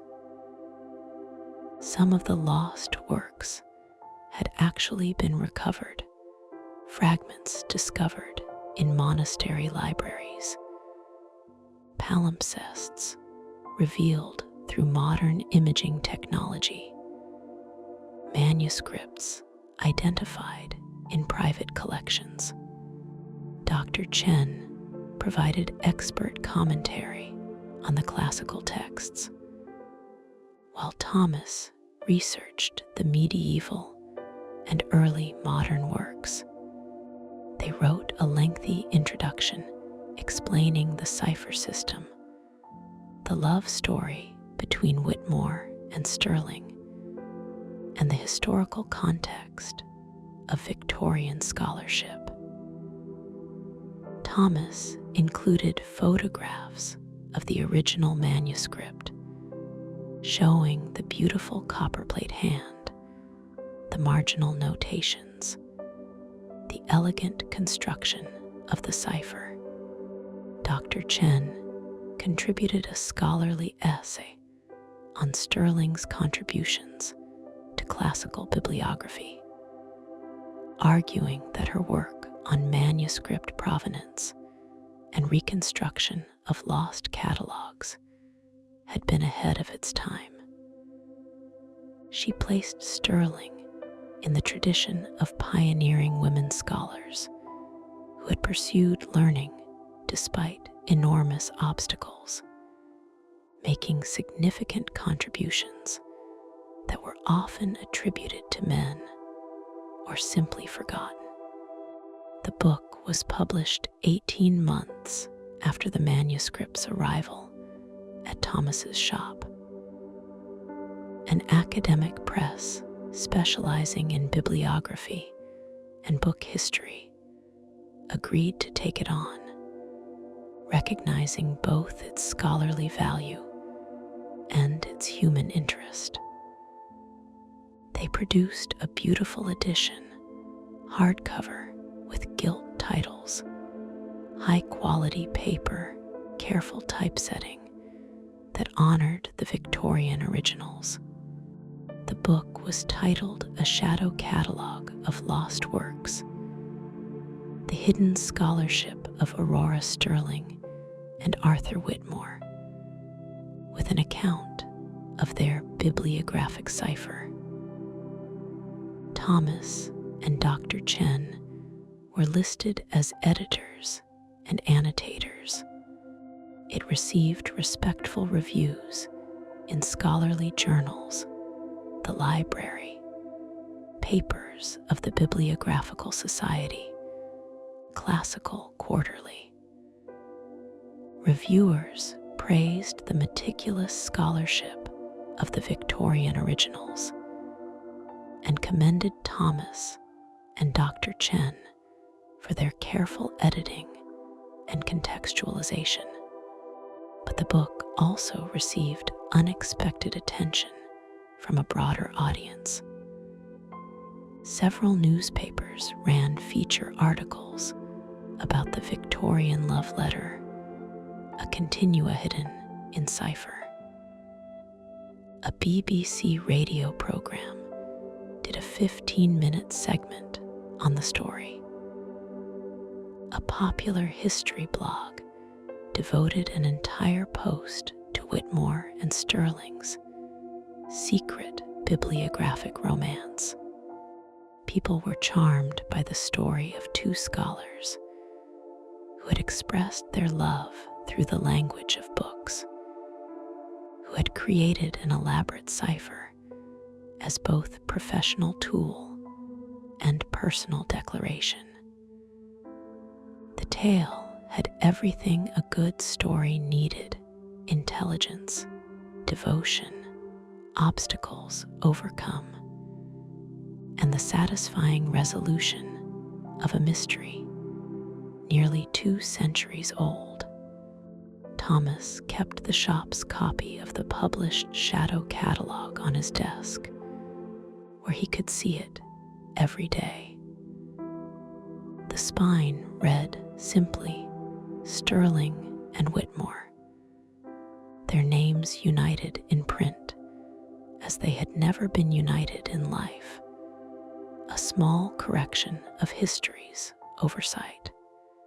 Occasionally, scholars would visit the shop specifically because of the book, wanting to discuss the cipher system or asking questions about the decoding process. Thomas always made time for these conversations, enjoying the connection with people who shared his passion for bibliographic mysteries. And sometimes, late in the evening after the shop closed, Thomas would take down the book and page through it, reading Whitmore and Sterling's careful documentation of lost works.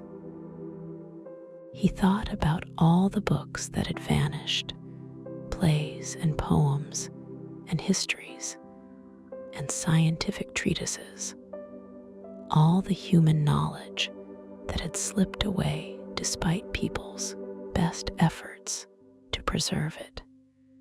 But he also thought about the power of preservation, of partnership, of two minds working together across years to save what they could.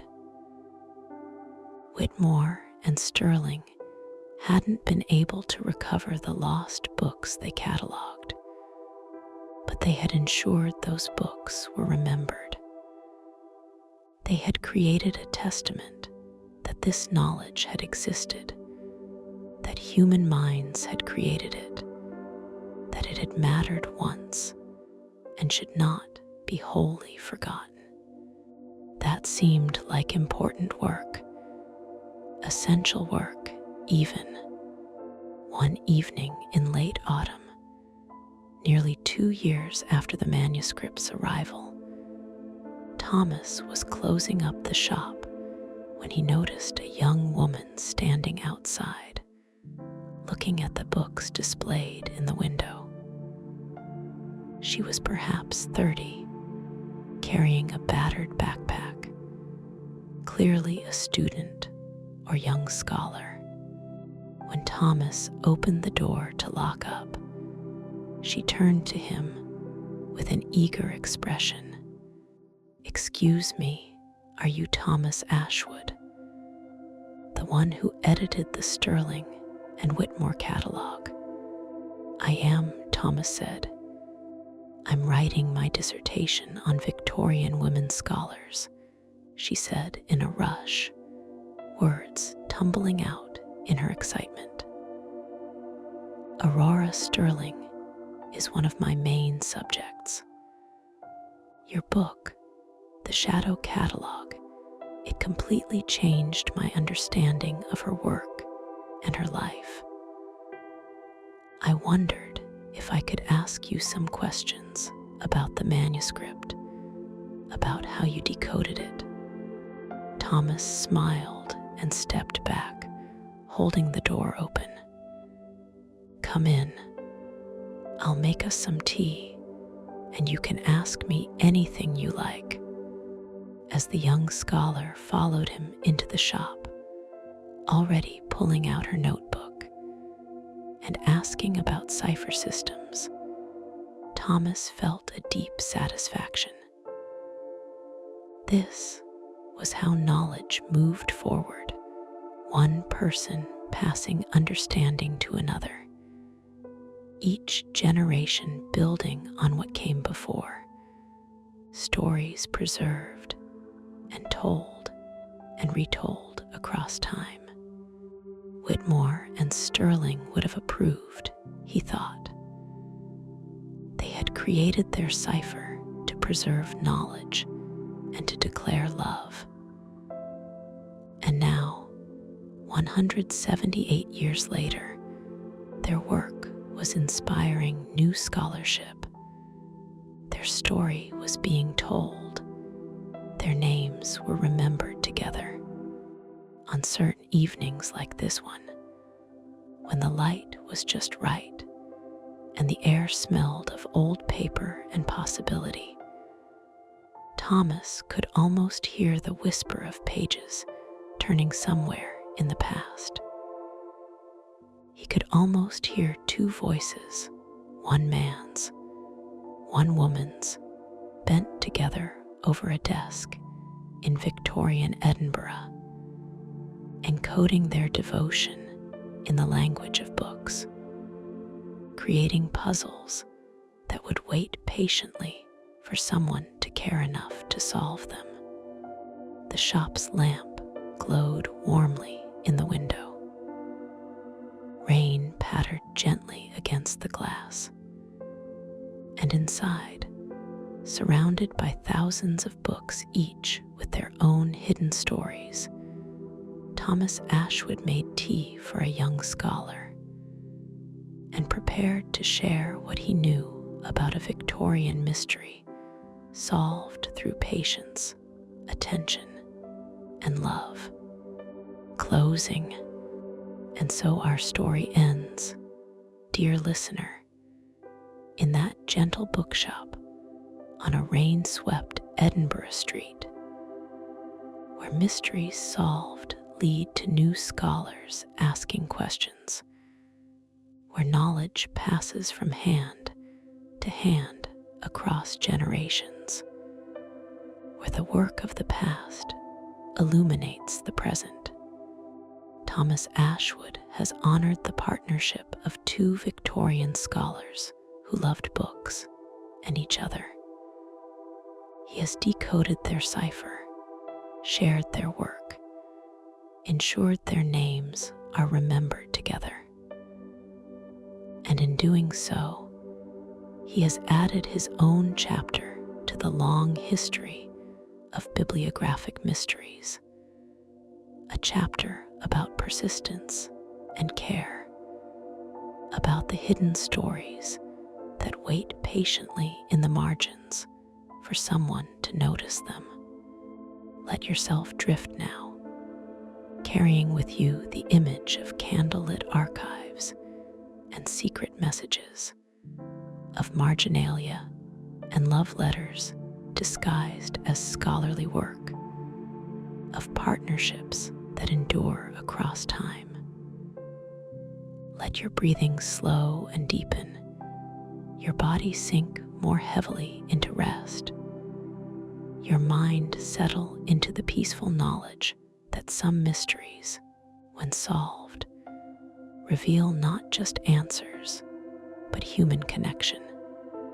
Tomorrow you may return to your own pursuits, your own mysteries and discoveries.